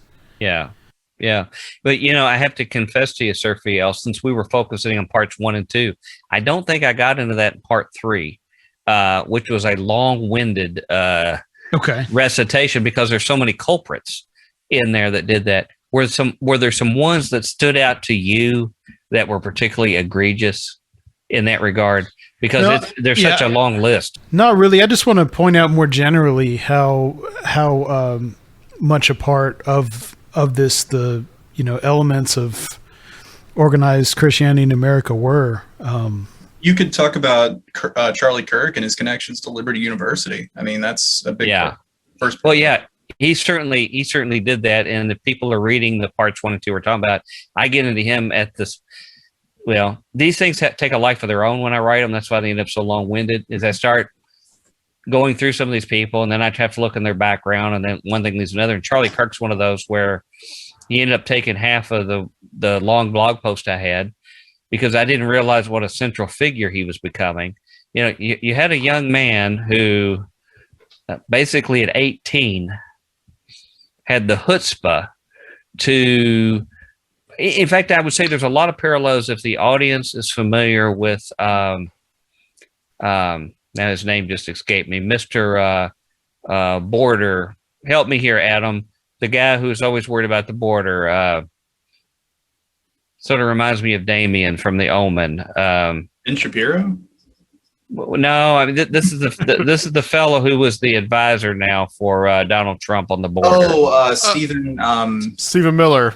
Yeah. Shapiro is more like Neo from the Matrix, right? Since we've seen that picture that's come out. I see Charlie Kirk and Ben Shapiro as part of the same little. Well, they might be fighting over the same turf one day. Stephen Miller is the kind of guy that if people follow him for a while, you get this kind of malevolent vibe coming off of him. That chills anybody to the bone that's around him. There's people who may find it advantageous for a short while, where they are fellow travelers and have a common goal for a while, but ultimately he chills anybody who's been around him too long. Well, he's one of these people that we're going to see more of. He's going to pop up in another administration. You won't see him in a mirror, though. Yeah, right. Right. Mirror plate of garlic. But just like guys like some of the old school neocons like Wolfowitz and Pearl and those guys, I mean, they just show up. They just keep on showing up, like a bad penny. Right. Like that's somebody like Stephen Miller. Right. But the reason why I point him to Kirk and Stephen Miller, Kirk has not yet gotten as bad a reputation with a larger group of people that has yet the same kind of baggage Stephen Miller has. But what they both have in common is that they had this hyper-aggressive, in-your-face, willing to take a storyline, even though they knew for sure it was untrue themselves, and they could sell it at the time they were in high school. And they started earning tons and tons of enemies. And the one thing for sure is a commonality is both of them became famous as teenagers for basically blowing the whistle on the liberal teaching in their high school and the liberal books that they'd been given, and found through Steve Bannon in Breitbart a forum by which they could get in national media as teenagers, kids, and say, oh, this is part of a master plan. And then they began to be groomed, and they had enormous ambitions. And what happened with this Charlie Kirk fella was that he started speaking at some different events that he was invited to as a young person. And Foster Friess, the billionaire investor, who was really, really big in the anti-Sharia movement, really big into all that kind of stuff, funded the Frank Gaffney Center for Security Policy. He saw something in this kid that he had the ability, and again, it takes chutzpah, The one thing that will kill you if you're trying to get their shtick is to have self-reflection, or, to analyze yourself. Like, is what I'm doing, is it really legit? Is it honest? Am I really doing something worthwhile for people? That'll ruin it when you're trying to do this. But the thing is, you got to keep a straight face. You got to say something that's totally outrageous and keep a straight face and sell it. And that's why I really recommend for the listeners to watch a movie. It's actually from 1957 called A Face in the Crowd. Great one. That has a malevolent Andy Griffith in it, who's just totally a no-count drifter and mesmerizes the nation through the new media. Which, by the way, Andy Griffith could play a great bad guy. Oh, incredible bad guy. And thank goodness William Shatner pushed him off a cliff on a motorcycle and Pray for the Wildcats, the movie of the week. Probably the most realistic movie I've ever seen. And Robert Reed from the Brady Bunch and Marjorie Gortner as well. That's a good one to watch. But anyway, they could see in him this potential in Charlie Kirk to basically be a demagogue and to particularly not have any kind of holding back or restriction on the outrageous claims he would make. And he got all sorts of money. So then he started building this Turning Point organization targeting young people. Because I think we could all agree, one of the problems with the Republican Party is that, aside from homeschoolers and Liberty University and Bob Jones, they always have a major problem getting young people to believe this very much anti-poor, anti-human rights, wealth class mindset, because it's not natural for people to do that. They have to spend a lot of marketing money to be able for people to adopt a non-natural, non-ethical worldview.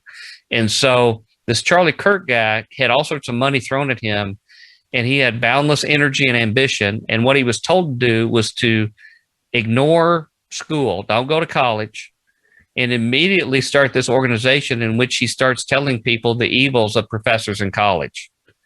And they have a professor watch where they would put spies in, someone who espoused a liberal worldview, i.e. talking about human rights, talking about history and people who'd been subjugated in various cultures and history.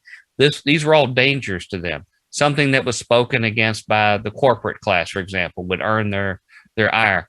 And so he built this network across campuses and this tells you how sophisticated the message is. I know Adam and I have talked in the past about in the late 60s and stuff, you see these guys reading books by, Solzhenitsyn or these great world-class philosophers and figures and trying to build their own worldview, These days, they go on campus and put displays saying, big government sucks, or just government sucks, S-U-X, on campus. Or Black Lives Matter sucks for a college campus crowd. One of Toilet Paper USA's greatest hits was when they set up a safe space. They were really, I guess had problems with safe spaces or whatever, and they set up this where they got all their volunteers to dress up like babies and crawl around inside this little space, just absolutely degrading and humiliating themselves. And that's you're probably going to get into this, but that's kind of what I wonder, like, how effective is this stuff? Because it all seems like stunts to me, and where is the money coming from? Because none of this stuff is cheap to pull off. Well, his organization Turning Point, it was funded by, I mentioned Foster Friess, who's this evangelical Christian businessman who provided the big bucks. There's a foundation run by Bernard Marcus, the co-founder of Home Depot, that's behind him. And then the in-laws of Betsy DeVos, the education secretary. His board members include Jenny Thomas, who's the wife of Supreme Court Justice Clarence Thomas. Worth clarifying too that Betsy DeVos's brother is Eric Prince. Right. Well, Blackwater. Right. Yeah. I mean, it's a rogues gallery in that. Man, after this, I can't shop at Home Depot or Publix. No, sorry. They miss those sandwiches. Going to be hard up in Tennessee with that. But he built a network of thousands and thousands of student activists. and it seems like the more extreme your message, it doesn't have to have a shred of truth to it. The more extreme, the way this world works these days, you can draw a major crowd, and that's what he did. And that was the sophistication of his message, is what I just shared with you. So, I mean, tens of thousands of these people in the school groups would become part of it. But one way he got really ingratiated was that he met Donald Trump Jr. at one of these speaking events. He even got to speak at one of the Republican conventions as just someone, just getting ready to enter his 20s, and latched on to Donald Trump Jr. to be his bag guy, to carry his bags, get him his Diet Cokes, and then try to do outreach to young people and basically kiss up to the Trump family. And then before long, Donald Trump starts tweeting the tweets that this youngster is writing, Charlie Kirk. In fact, Charlie Kirk is credited for coming up with the China virus term to somehow, deflect criticism about things. I mean, that is probably the full extent of his contribution to intellectual sophistication. Yeah, there's a picture of him on the Wikipedia page with Simone Gold. Yeah, and I'd warn anyone to not look up a picture of this guy. You might want to punch your computer screen or throw your phone. It's because his eyes and his mouth and his nose are all really close together, and the rest of his head is really big. And it hypnotizes people when they watch him. Yeah, it could be sort of like how a train wreck hypnotizes people. But Salem Communications, which is the home of a lot of your conservative and Christian national syndicated talk shows, they saw real potential in this guy. And so they, I guess this last September, hired him for the syndicated daily drive time talk show. I think he's like 23 or something like that. So they're putting their stake on him as being the future of conservative radio, a la Rush Limbaugh. And of course, not one to miss a party, Liberty University grabbed onto him and decided to make a new think tank. Although the word think is, a little bit of a misnomer there, but a do something tank that was a merger of Jerry Falwell Jr. and Charlie Kirk that they called the Falkirk Center. So you can take the best ethics and thinking of Jerry Falwell Jr. and Charlie Kirk and merge them together in this new organization at Liberty University, and funded it well to equip champions to proclaim the truth of Jesus Christ, to advance his kingdom. And as you get through my series, the people who have these religious people's mindset are anything but remotely ethical, much less Christian, in the people that have their ears. But after they built this center, things started coming unglued during the years after that, because as I mentioned, Mr. Jerry Pants Unzipped, Wipe Adultery, Peeping Tom Falwell Jr. Finally became what would you call it? Not electrified, but a third rail. And so when they got rid of him, eventually down went the Falkirk Center. And so, but before long, before they got to that point, Charlie Kirk, who had never set foot on a campus as far as in a class, had never had any education beyond a high school education, he was given an honorary Doctor of Humanities degree from Liberty Online University to Charlie Kirk in recognition of his work and dedication to courageously promote American freedom and defend our common liberties on behalf of young students in college and high schools. So from now on, you are to refer to him as Dr. Kirk. Dr. Kirk. Yeah. Even though he wasn't young enough to have ever earned, he would have barely earned an undergraduate degree at his age had he gone to school. But no, he already is Dr. Kirk before that. Well, that seems to be a pattern with some of these, especially religious organizations, to just confer doctorates on people. Yeah. Well, and that's, you can look all the way back to the Pharisees. Pharisees did that kind of stuff to each other. They gave each other recognitions in the public on how wonderful they were and things like that. And Jesus called them out on it. They said they like to be seen of men. And they would congratulate each other with these special awards in public and things like that.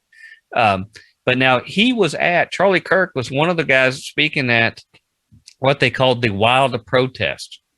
That was part of the whole Stop the Steal, major event that was going on. And his group included just a wonderful group of wonderful philosophical visionaries like Roger Stone, Marjorie Taylor Greene, Lauren Boebert, Dr. Simone Gold, who, by the way, you'll see in my writing, found her way inside the Capitol building on the Insurrection Day. Did she really? Oh, yeah. Yeah, she denied it profusely until finally all the pictures. And what about the demon sperm lady? Yeah, did she make it? Now, I don't know about the demon sperm, but I know Simone Gold, Miss Hydroxychloroquine. She was there inside of it. Ricky Rebel was there. Lucian Wintrich, who I know probably Sergio, you and Wren would know that, having read the other ones, who basically took over the Gateway Pundit, who is a flamboyant character, to put it nicely, in his own way. He's a Milo kind of character, Milo Yiannopoulos, if people are familiar with him. Maybe even Milo on steroids, maybe. Yeah, Lucian is Milo on steroids. Yeah, you're right about that. Yeah, he's and it has nothing to do with his sexual proclivity or anything else like that. It has to do with an unhinged person that is a powder keg and is probably a danger to his friends as much as it is to the public at large. They had people like Sabo. I don't know if you know who Sabo is, but I've not been able to identify that, as well as a guy that I've written about a lot in my blog, the chief prophet Lance Wallnau of the Kansas City Prophets. They were all speaking on the same stage together about all this. So, these guys, they say they have plausible deniability. They were part of the whole crowd building all of this. Not Antifa, well-known, super right-wing public figures. Yeah, and Walno came out and was talking about that it was Antifa. Well, if you read some of my earlier blog posts where I talk about under the lost cause, and I talk about what happened to the aftermath of this and how they were picking up the pieces, I include a lot on Lance Wallnau, who he's the real, I call him the centerpiece of the Kansas City Prophets, or the Dominionist. But his persona has always been this pie in the sky visionary, this bright future, upbeat, seeing this great vision of where things are going. And the appearance of Trump has put a darkness over him. I mean, he's internationally influential, but now he's become very, very cynical. He's become very much opportunistic in an earthly sense, rather than looking at this, heavenly agenda and goal. And if you go back and see the old blog post I wrote with him in it, I found his videos on his Facebook page when he just got back from the Stop the Steal rally and was there for the insurrection. And he has a totally different persona. He's sort of got a swagger. He's laying back in his chair. He's speaking very cynically. Nothing like what you picture a TV preacher or some prophet, some inspirational guys doing. He's just speaking very much like to his homeboys. And he's talking about how, he said too, yeah, that was all Antifa. He saw all Antifa were the ones involved in taking this down. Now, he's saying this is speaking the words of God, okay? So that ought to tell you where to put everything else that he says. But the thing that I caught wind of is he says, hey, I'll tell you an inside secret. We're planning some big stuff later this year in 2021. I'm working with the Trump family, and I'm going to be touring around the Trump family. And he mentioned Mike Lindell, the My Pillow guy, and others. And we're going to be doing the Chaos Tour. I remember you talking about that. Yeah, and the Chaos Tour is coming. And so has nothing to do with saving souls or making it to the kingdom of heaven or even healing. It was all about, we're going to be able to grab power. We haven't given up on that. This was just round one, and we've got more in store. So, back to Wren's provocative assessment that there may have been an insider planning on this, which certainly could be possible. The problem is they may have been an instigator, but there's too many other people here that have their own agendas. Mm-hmm. And I see a powder keg in a perfect storm that's coming of a lot of people that have their own agendas, and I don't see things ending well. And even the events of today, where we have all this denial, where we had, like I mentioned, the 4Gs. You got Gomert, Gosar, Matt Gaetz, and Marjorie Taylor Greene came up today and said that the insurrectionists that came in and pummeled the police people were actually patriots and heroes, and that they were political prisoners for being put in prison for beating up our police and vandalizing, Capitol and trying to hang our congressmen. Not only is that going this counter narrative, but we have a day today where the CDC has now said their new data confirms that people who've been vaccinated can be carriers of the virus. And because of that, they're recommended any interior meeting of people needs to be masked. And they're also now saying, as of today, that any school meeting in any school, all the children need to be masked, all the administrators, the teachers need to be masked. And furthermore, there was just an announcement by our federal government tonight that all federal employees have to wear masks. So now, can you imagine, after all of the fighting that went over about wearing masks last time, which was partly why people got all hot and bothered at leaving to the insurrection? Yeah. I mean, that was an element of this, is the pushback on the COVID restrictions. Yeah. Their response was never again are we going to endure any of this. And now it's going to come back as bad or worse. I was talking to my partner about this earlier because, personally, I don't like wearing a mask. But I'll do it if I have to, but I don't like it. And I understand where some people are coming from because they lifted the mask restrictions, which I thought was a mistake when it happened. I was like, the masks are going to be back. Just give it a couple months. And sure enough, I was right. But anytime something like that happens, it erodes. It's just like at the beginning of the pandemic when they were like, oh, no, you don't need to wear a mask. And then all of a sudden you need to wear a mask. And right before they lifted the mask mandates earlier, they were recommending people wear 3 masks. First it was 2 masks and then it was 3 masks. And it seemed to be getting more and more ridiculous. And now that they're flip-flopping on the masks, I can understand how some people are looking at this and saying, man, the people in power have no idea what's going on. They are flip-flopping all over the place, and I don't trust it at all. And it's a problem that our government is creating, by not having a stronger mandate or political will to do what needs to be done. Well, Mixed messaging, yeah. I will say, as a scientist myself of background, okay, and sort of having been there a little bit, I'm not going to be an apologist for everything they've done, including the missteps. But I will say this: they're human beings. Mm-hmm. This is something that appears to be somewhat unprecedented in the scale and scope and the issues, and also in the resistance from the public. This is unprecedented. I can tell you, if we had the same 50% of the public that, a generation ago or a few generations ago that we had now, we'd all be in iron lungs with polio right now and probably with smallpox lesions. Mm-hmm. Because I can't imagine how they sold universal vaccines to children and adults back then with the population that we have now. We would be in complete jeopardy at the same time with that too. But each of those issues that you mentioned, at face value, if that's all you look at, you would say, well, that's crazy. Why did they not think that you had to wear a mask? Well, at the time when the scientists were meeting, it was not thought that those particulates, airborne particulates, were the main transmission means. Yeah. The additional problem was there were no masks. Yeah. They were I always felt like that was the main thing. They were trying to N95 masks for medical professionals. They had to quarantine. Yeah, right. They had a triage mask. And so the first priority were medical workers. Mm-hmm. Makes good sense for me to do that.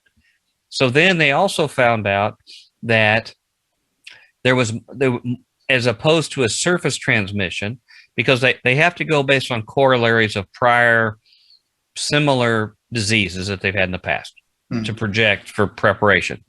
So as they gathered more data, they found surface transmission was not as big an issue. You remember how we used to have to wipe everything down and your mail and everything? Well, I mean, it's not that it can't happen. It can still happen. But the airborne, it's just not the main vector. No, it's certainly not. The main was the airborne transmission, and they found out that it could stay in the air for a very long period of time. So when you go down the aisle at the supermarket, someone who's even out of sight from you could leave behind this aerosol that you would ingest. So then they have to adjust for it. But when they took the mask mandates off,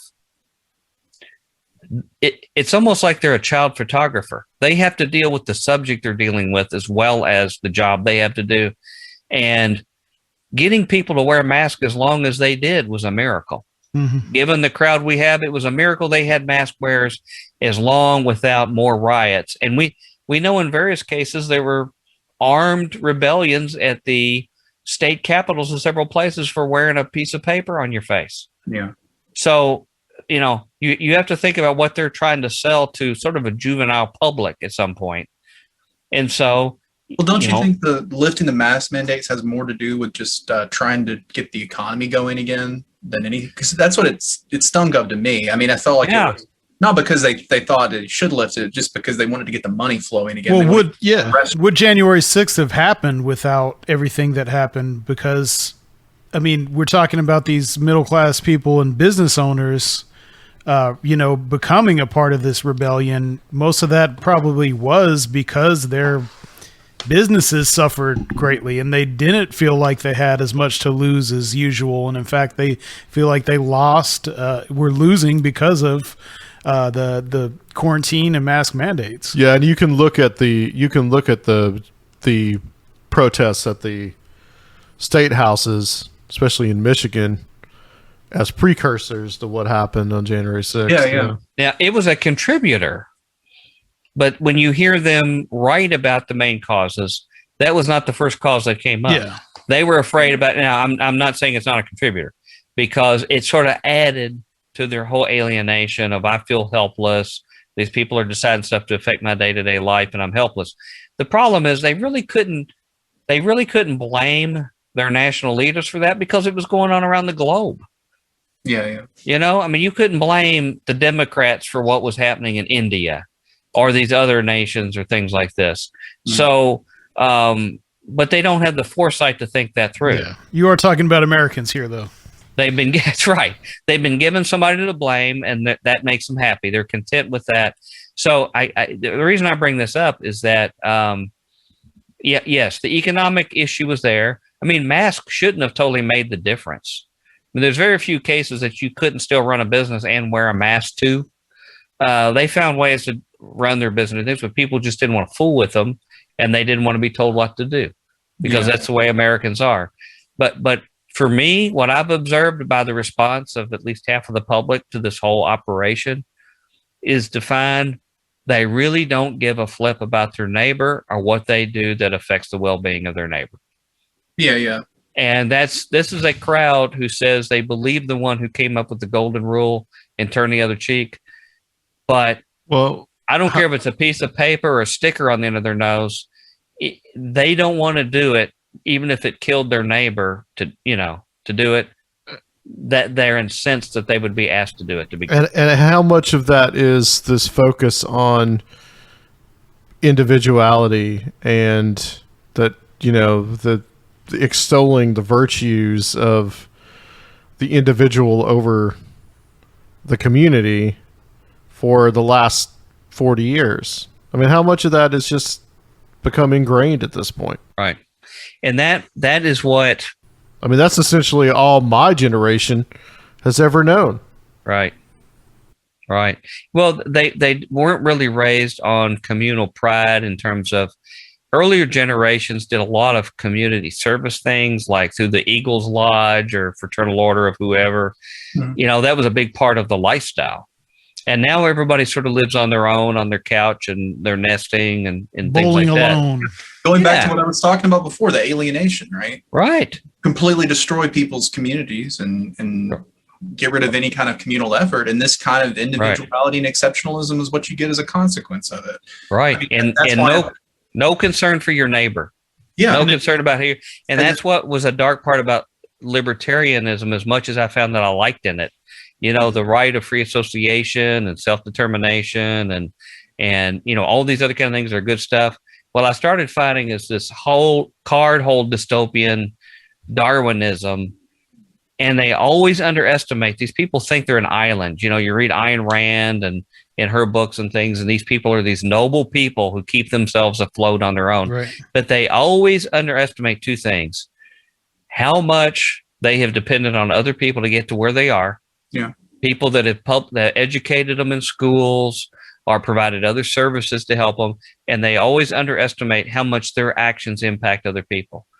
Yeah. The water they pollute, the air they pollute. I'm sorry, Wren? I would say they also underestimate their own capabilities as well. I think the Kruger effect is extremely strong in those communities. And right. These are some of the people, like the cowboy thing we talked about before. Right. This is ideology that attracts people who are probably the softest, most pampered generation of humans who've ever lived on this earth. Like, we have a better standard of living than probably the majority of human history. And yet they think that they're somehow rugged individualists who could, you know, forge their own path and all that kind of stuff. You know, that's the mythology. Yeah. Yeah. Yeah. You know, I was trying to think of the name of the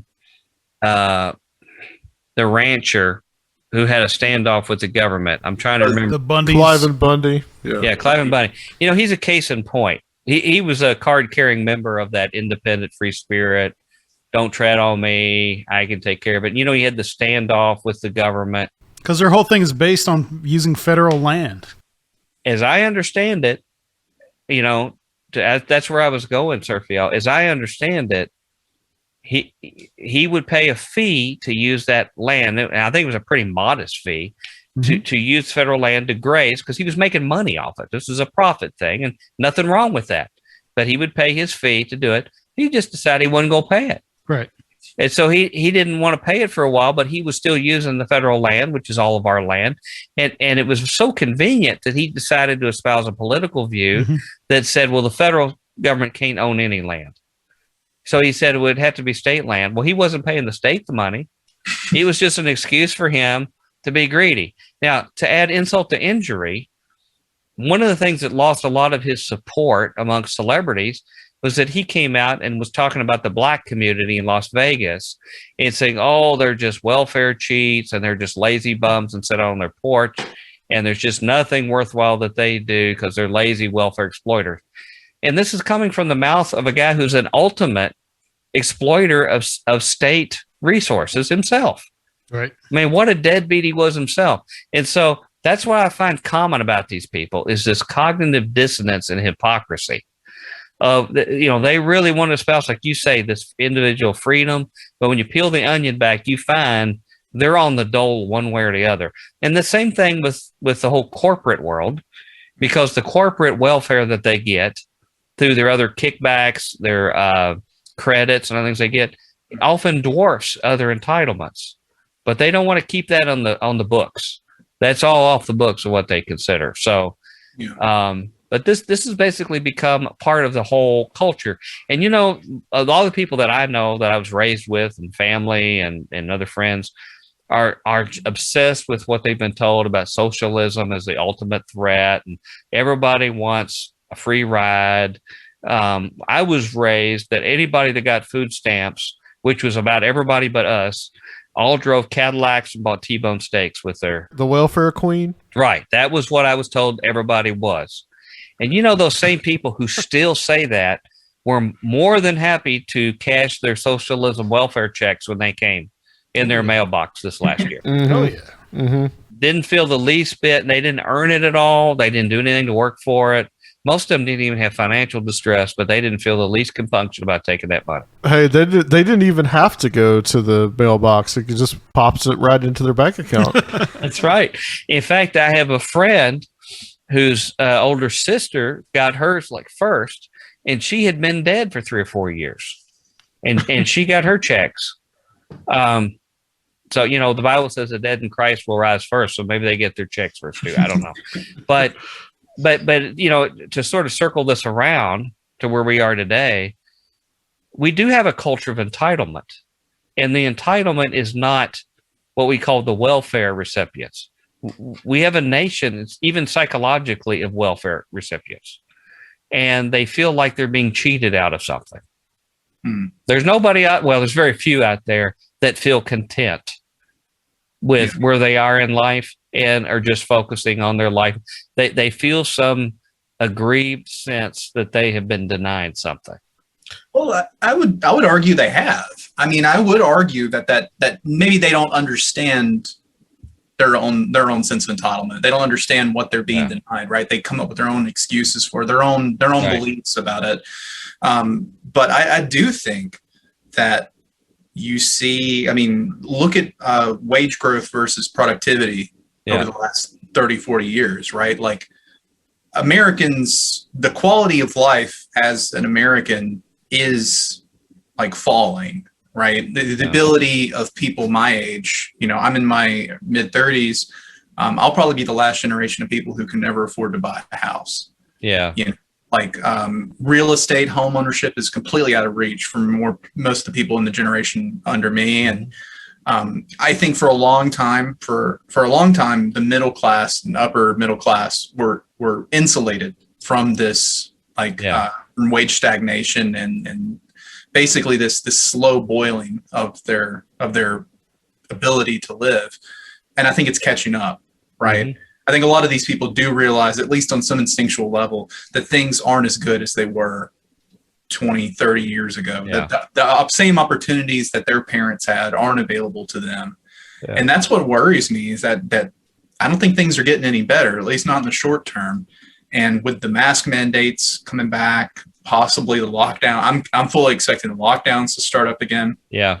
I'm scared that, you know, things are going to get a lot crazier than they were last year and in January. Yeah. You know, I'm expecting a lot more civil unrest around the country, and I'm not. I don't know if the lockdown is going to happen. I don't know. We'll see. I mean, when they first lifted the mask mandates, and you know, me and my partner got vaccinated, I was like, look, we got to go out and go to restaurants and enjoy this while it lasts, because I promise you, it's not going to last very long. Yeah. Yeah, it might happen in Minnesota, but I don't know if it's going to happen down here. Yeah, that's true. That's true. Yeah, they said basically never again down here. Mm-hmm. You know, a lot of red states, they're you know, sort of sounds like the Holocaust survivors. Well, I mean, there was no state mask mandate in Tennessee. It was just up to the mayors of the 4 cities. Yeah, and they had to do it. Yeah, if you went outside of Davidson County or even on the fringes of Davidson County, it was not being observed. Right. Yeah. Well, Wren, in response to what you were saying, and I don't dispute anything of what you just said, because in my book, I talk about the transfer of wealth to the upper 0.1%, which is the elephant in the room we can't get around. Yeah.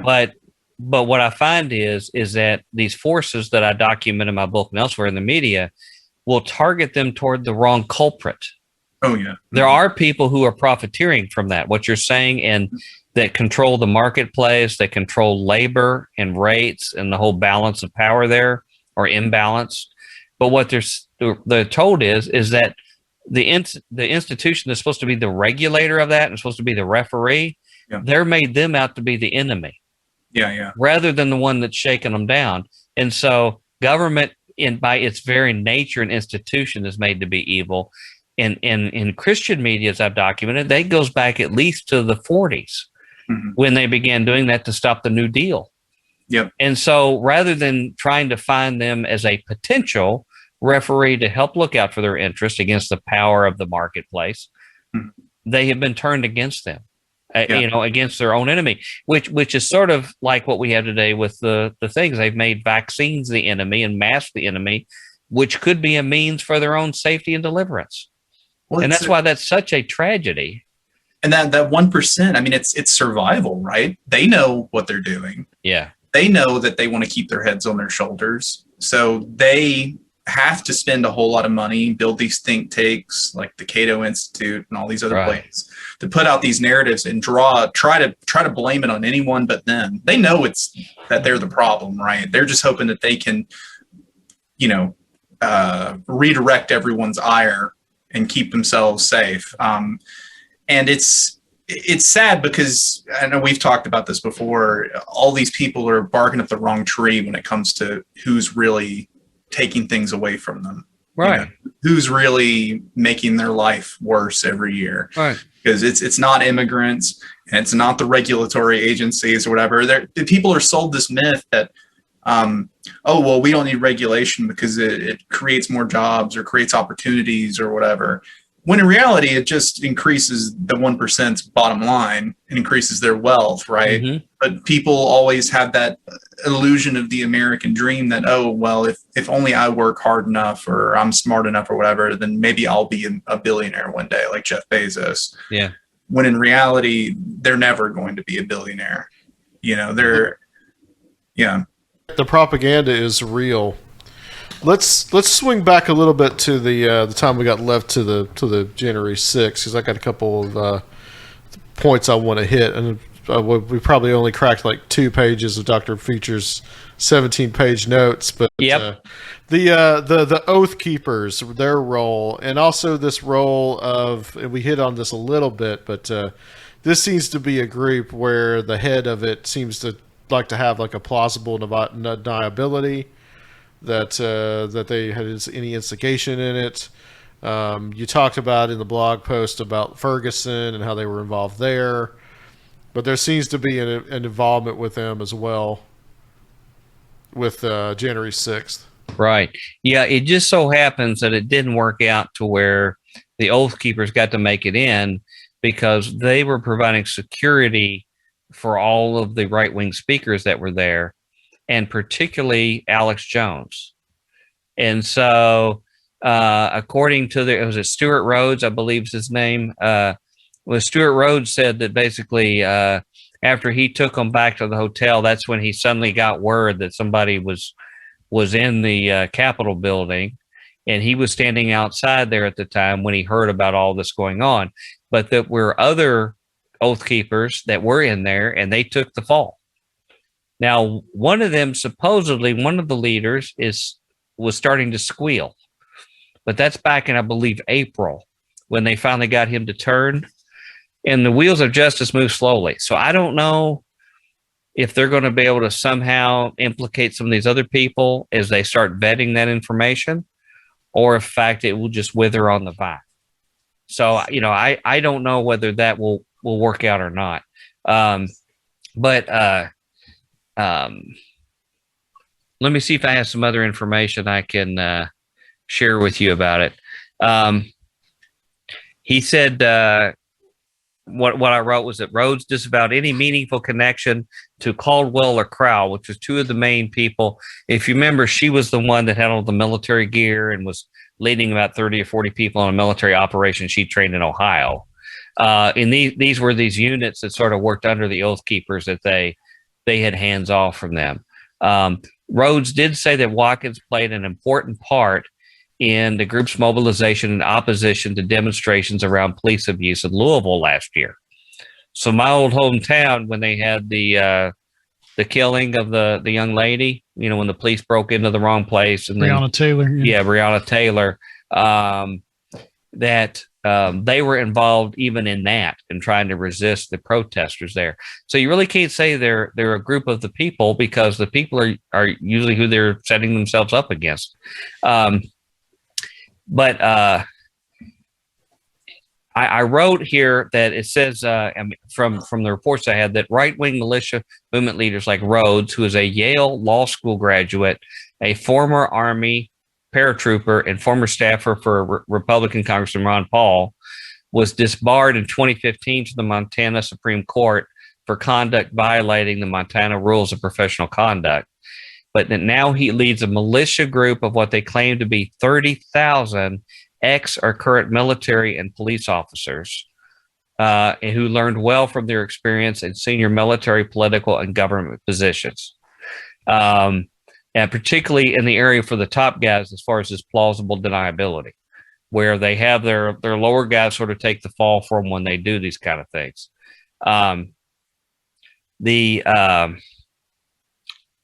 I've lost my spot here, or I would share with you a little bit more about him. Were there some things that caught your eye about that, about the Oath Keepers, Adam?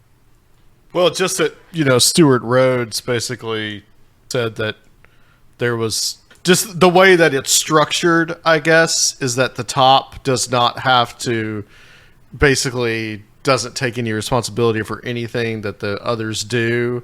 And in fact, there was one of the groups that decided that they were not going to participate. So it's like a microcosm of what's going on in the larger world. And I think that's sort of like the wave of the future. Mm-hmm. Is that there'll be instigators of these things, but the paper trail, they will be completely limited in who they can do that. But in the data that I had written about this, I showed that the overwhelming members in these Oath Keepers were people who the public has already paid enormous amounts of money to train in high-level paramilitary capabilities. And in fact, there's even some military and law enforcement people high up that are still training Oath Keepers as Oath Keepers. So they're being brought in. We talked about the Washington police and their sympathizers in board. Well, there's sympathizers across the country who are helping them in what they're doing. And as I just mentioned, that woman, what was her name? Jessica, I believe. And Thomas Caldwell, who was helping her. They were the ones they got the message, the Facebook messages right before this, where they were saying all the members talking about the congressional members are in the tunnels under the Capitol, seal them in, turn on the gas. And they, as far as I know to this day, they still don't understand about what were they talking about the capabilities, or did they have capabilities to do anything with them with those people trapped down there? Right. But they were passing, they had already had the layout of the building itself. They said, go through the back chamber doors, facing north, down the hallway steps. And they were, the three were part of a group of 8 to 10 people, all wearing paramilitary gear and Oath Keeper paraphernalia. Caldwell was still an active or retired Navy captain, but he was still getting his retirement pay from the Navy. And at Watkins, that was Jessica Watkins. She was part of a trained group of 30 to 40 people. And I think, as you mentioned before, there was another fellow who was a lead guitarist and lead songwriter for a heavy metal band, Iced Earth, that was part of those groups too. So it's a very, very diverse group of people. You've got local elected officials, you've got sheriffs, and other people like this, and you've got this melting pot of people who are all participating in this. So the common demographic we have of the people unemployed and, or the taxi drivers on the edge of society, it's bigger than that now. Where these people come from. Well, I think it's important for everybody to kind of understand the history and the fascist movements in the last century of these kind of irregular armies, people who are self-deputized, and their relationships, to these other layers of actual authorities, of actual police, that there's this weird murky in between that the real escalation and action happens. Right. Yeah, Stuart Rhodes was on InfoWars before this all went down with Alex Jones. And what he told them, he says, we have men already stationed outside D.C. as a nuclear option in case they attempt to remove the president illegally. We will step in and stop it. It's either President Trump is encouraged and bolstered and strengthened to do what he must do, or we wind up in a bloody fight. We all know that. The fight's coming. You mentioned a lot of these guys are ex-military. And I'm just curious, is there any information on what they do for a living? Because, popular profession for ex-military, especially in this country, is private military contractor, aka mercenaries. Right. And it makes me think about that recent ridiculous coup attempt in Venezuela with those American mercenaries, and apparently recently the thing in Haiti too was also Exactly. American mercenaries, Right. and what kind of connections they have. I mean, you mentioned Betsy DeVos before having connections to these groups, and we all know who her brother is and Right. what he leads. So, does that worry you that there's basically a mercenary army within our own borders? Oh, I mean, it's a loose ad hoc network. But what I found furthermore in my research on those two incidents you just brought up, which really raised my flags too, is that I learned that there is a place in America that is the clearinghouse, sort of like post-war Berlin or Vienna for intrigue, and that is the Doral in Florida. Evidently, all of these soldiers of fortune all hang out around that town in Florida, and that's where they get picked up and hired.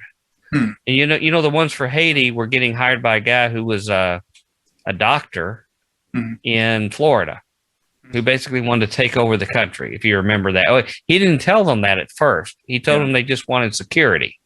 So then they went to Haiti, and then he says, "Well, really, what I want to do is overthrow this guy," and you know, they went through with it. Although some of them said, well, they didn't tell us to kill the president, who they did eventually, but they had Colombian guys fighting as well as some of the guys here. So these guys get together and they don't even know each other. They just find they're part of a ragtag group of ad hoc. So what all that takes away is any sense of order. Yeah. Well, and it makes me think of the old intelligence playbook, right? Where you have handlers and people higher up that kind of have a plan or know what they're trying to do, right? They relay all these orders through triggermen down below, so that creates that plausible deniability. I mean, that's what it reminds me of, all these like media figures and stuff being like, well, I didn't have anything to do with this. Right. You know, like, well, yeah, no, you didn't, but all those people that you told to pull the trigger did. Right. Well, you know, I mean, that's why people are just shocked. Well, you said Russia was involved in doing XYZ. There's no document that says I'm Vladimir Putin and here's some money for you to do my bidding. Yeah. And they're shocked. Well, that it can't be true because there's no document like that. Obviously, they use cutouts for this. They're not fools. What really scares me is when I look at my cultural background, you know, in evangelical culture, and how their message has been a centerpiece of a lot of this destabilization, hard right, hawkish information. And I've gotten a hold of their tax records, and I've seen the huge sums of money that come in out of nowhere. Yeah. It just makes me wonder how convenient these organizations, because they're so effective in moving a large bulk of the public, how much they have been privy to these cutouts that are sending money to the religious component. When I was writing the Holy War Chronicles, I went outside and had an event. I called it a prayer event, but I guess it probably looked like a protest event outside the National Religious Broadcasters Convention with a handful of people. Simultaneous as I was doing that, they had the ex-CIA head, Woolsey, James Woolsey, and other CIA people instructing the top religious leaders in a formally called event at the National Religious Broadcasters to tell them what they need to tell their parishioners on air to fight the anti-Sharia war. Wow. They were saying, this is the government, this is your intelligence community position on what role you need to play and how we're going to fight anti-Sharia and anti-Muslim. And of course, they were all flattered. These people were flattered, just like how they're flattered if an Israeli commando officer shows up at their church to speak. They feel like there's somebody if these guys give them attention. So when Sacha Baron Cohen did that, right? They were all like, you know, kissing his ass. He gets it. You know, he gets it.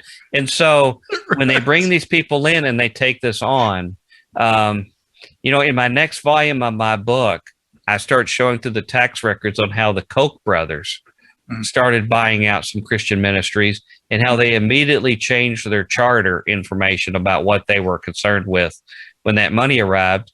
And the other group was the Unification Church, who took over a whole lot of these organizations. And suddenly they came to the defense of Reverend Moon when he was going, you know, being run up the creek for tax evasion and things like this. So that's the darkness that I really see, is these cutouts and the money. And, you know, I mentioned here about this Stop the Steal thing. mean, you've got this cross section of people like an heiress from Publix, or Home Depot or places. It's like, what's really going on in the heads of these people that we've been living around? You wouldn't be surprised if it was big oil, for example. Yeah. But now we can't just finger big oil is the main culprit that we've got to be worried about. Now the money's coming from. Now we have a guy who makes pillows on his own. Is about as powerful as anybody else in the country. Yeah. Or I mean, Hobby Lobby recently, they were like buying up all kinds of ancient artifacts from Iraq, like when ISIS were like raiding the museums and stuff. So a lot of stuff got stolen. And I think I just saw in the news today that the government seized the Epic of Gilgamesh from the owner of Hobby Lobby. Nice. Yeah. They got it back. So, I mean, it's really strange to see. I don't know. It's like these mid-tier corporations getting in on this stuff. Yeah. Well, in volume 3 of my book, I will get into how the head of one of our major fast food chains we can thank for remote viewing. Wow. So we don't know the tip of the iceberg, to be really honest with you. One of the other heiresses, I forget of what other, some humdrum company, was the main one that was, maybe it was Kraft, that was actually bankrolling the Venezuelan botched overthrow attempt. Wow. Yeah, there were. I mean, there were heiresses to I think the Folgers or something that were bankrolling Nexium. I mean, this is just it's rich people just being bored. Let me ask you, to both of you guys, and get your thoughts on this. So, my curiosity is January 6th, whether you can compare it to something like the beer hall putsch. Right, so the beer hall putsch failed, and the Nazis did not take over Germany in 1923 through a coup. Is this something similar to where in a few years we may see a real right-wing takeover of this country, because this time they'll be smarter and figure it out? Well, I don't know, man. Just wait until President Tom Cotton, and then you'll figure it out. I mean, I don't see this country, and maybe this is pessimistic of me, maybe this is nihilistic.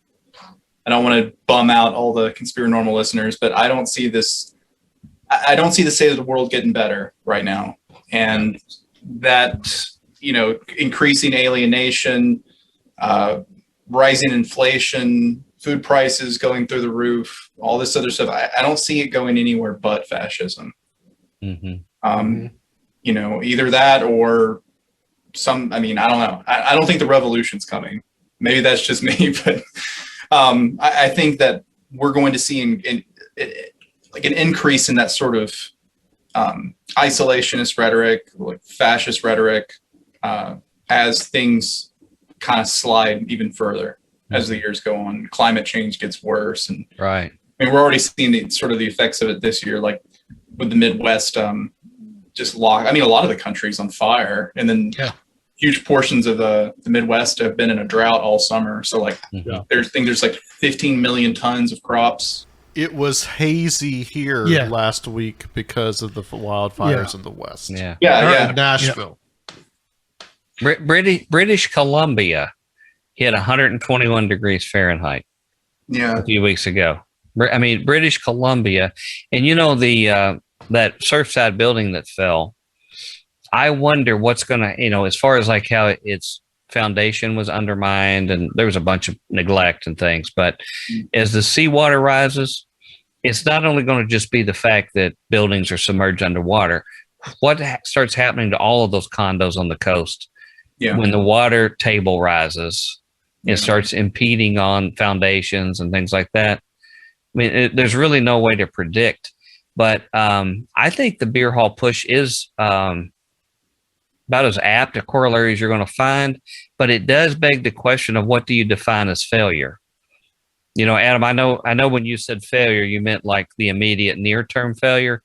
But obviously, it was critical for the success of the Nazi Party to have that, because they needed that lost cause as part of their mythology. Well, also, they put him on trial.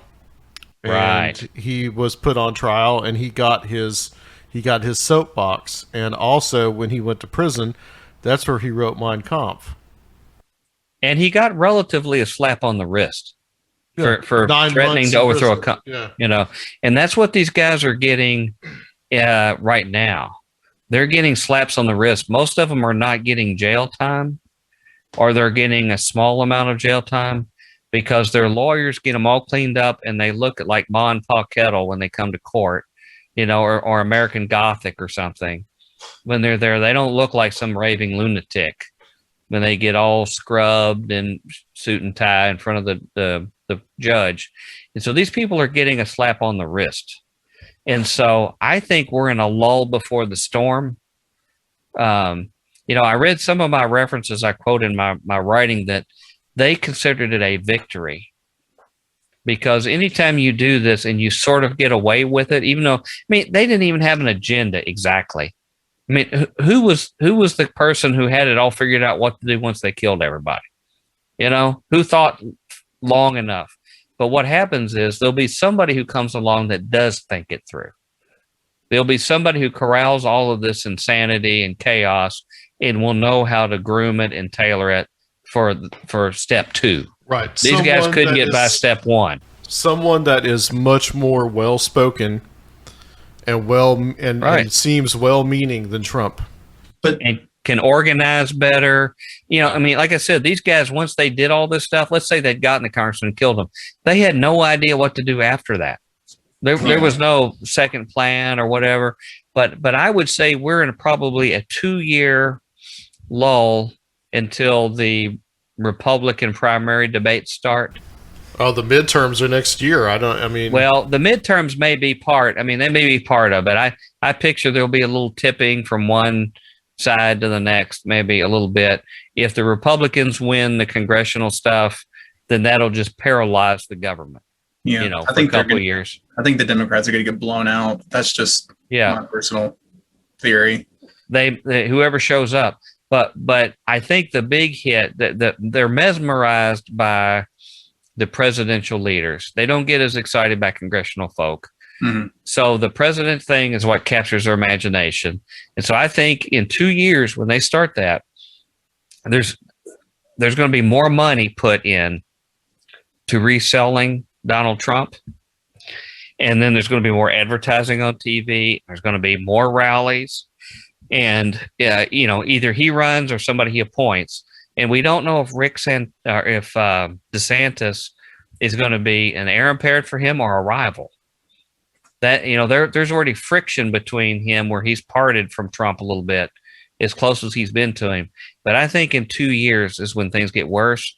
And I'm afraid that if it's going to be as bad the end of this year with COVID and Delta as I anticipate, and as the data seems to suggest, there are going to be extreme draconian measures that people are going to really think. There's going to be more people that'd be willing to travel to Washington.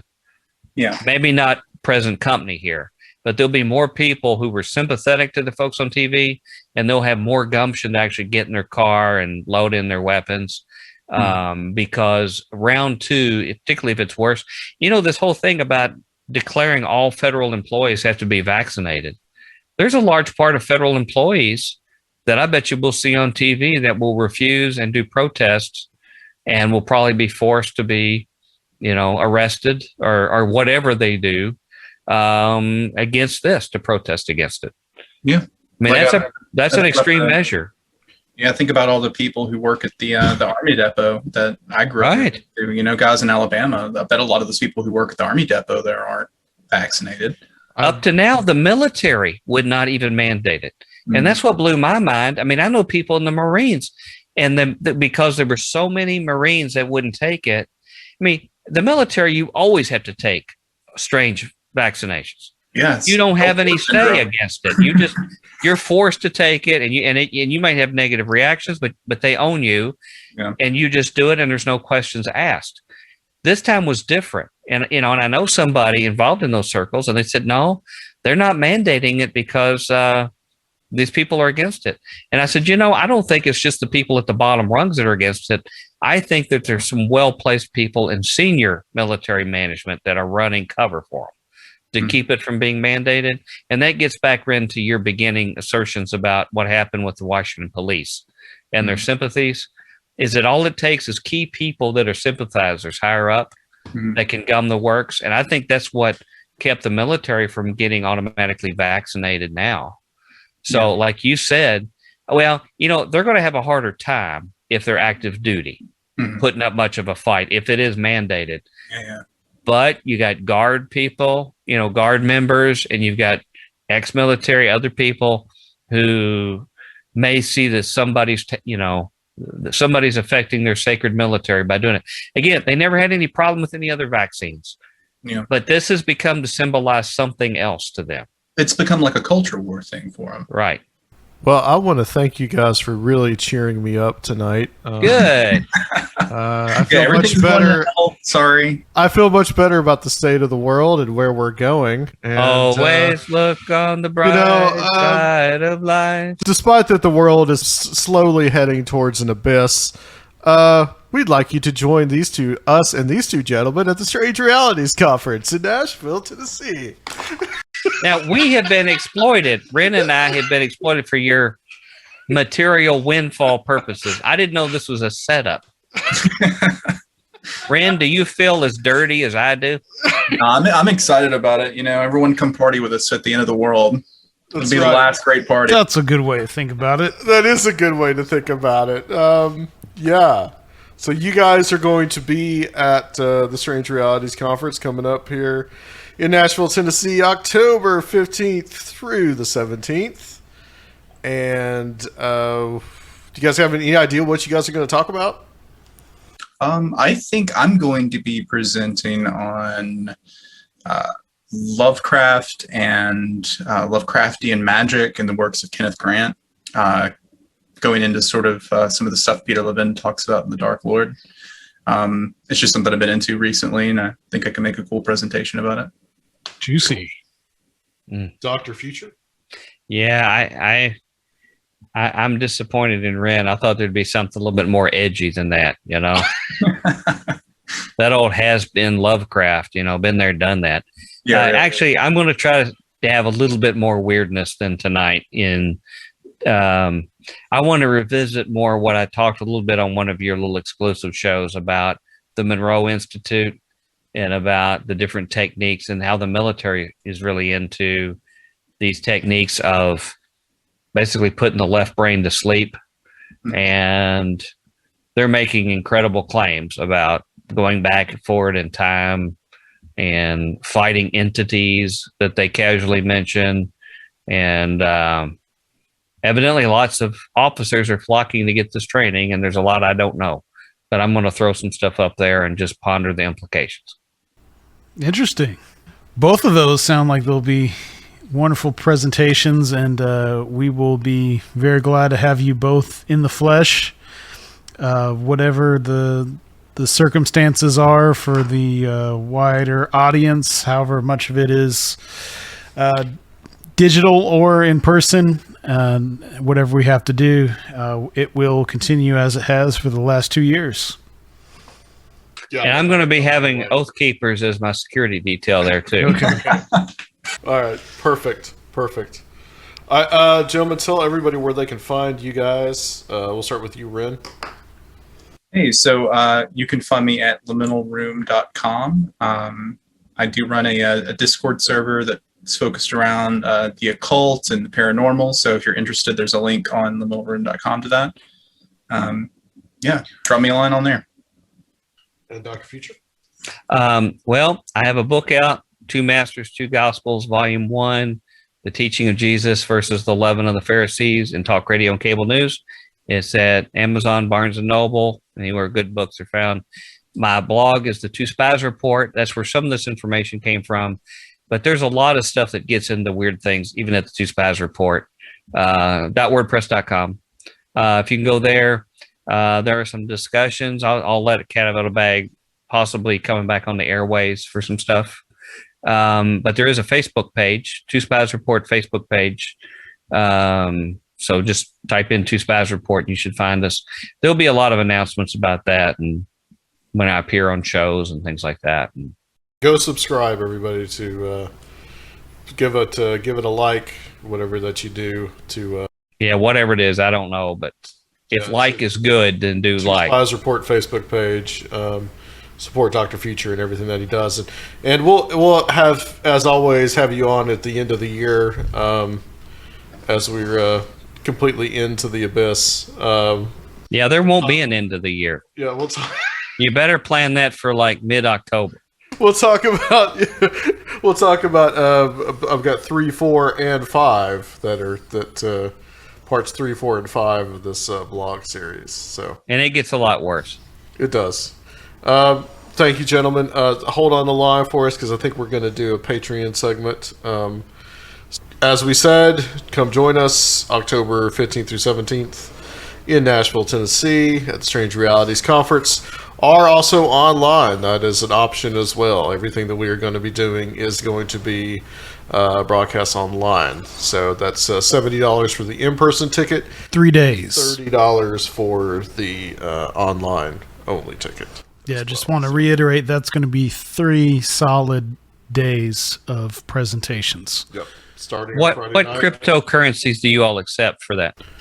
We're going to accept the Conspirinormal cryptocurrency that we're going to launch. I believe Eventbrite may accept Bitcoin. I'll look that up right now. Let's see. What about just script? If I write just script.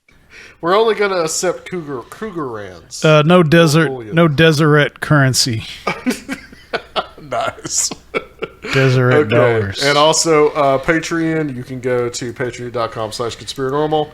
If you want to support the show, Sergio can tell you what we have there.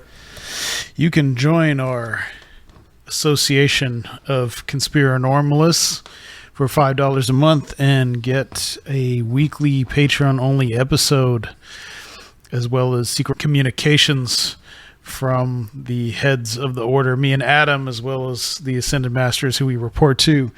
For $10 a month, you can join our Mystic Crew, and if you want to know what they do in the Mystic Crew, we're going to start sharing some of that with you guys soon. We're going to actually have an open attendance Mystic Crew for anybody who wants to join. That's going to be coming up soon, and Adam is actually going to be giving a presentation at that.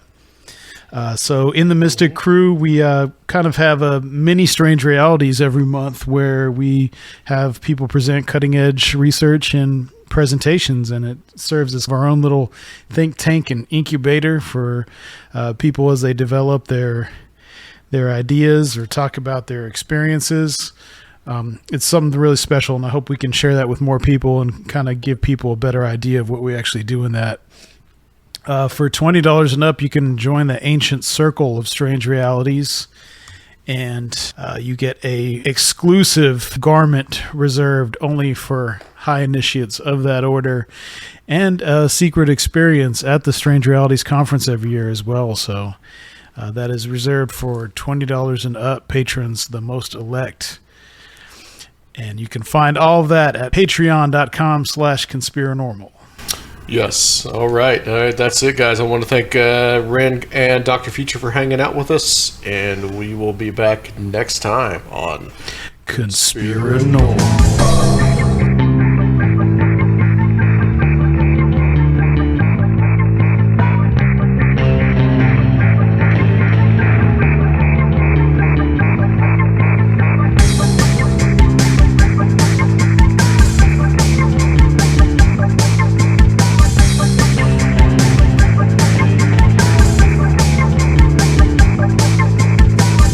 If you would like to help the show, please consider becoming a Patreon at www.patreon.com/Conspirinormal or leave a one-time donation at Conspirinormal.com. And please check out our YouTube channel, Conspirinormal Podcast.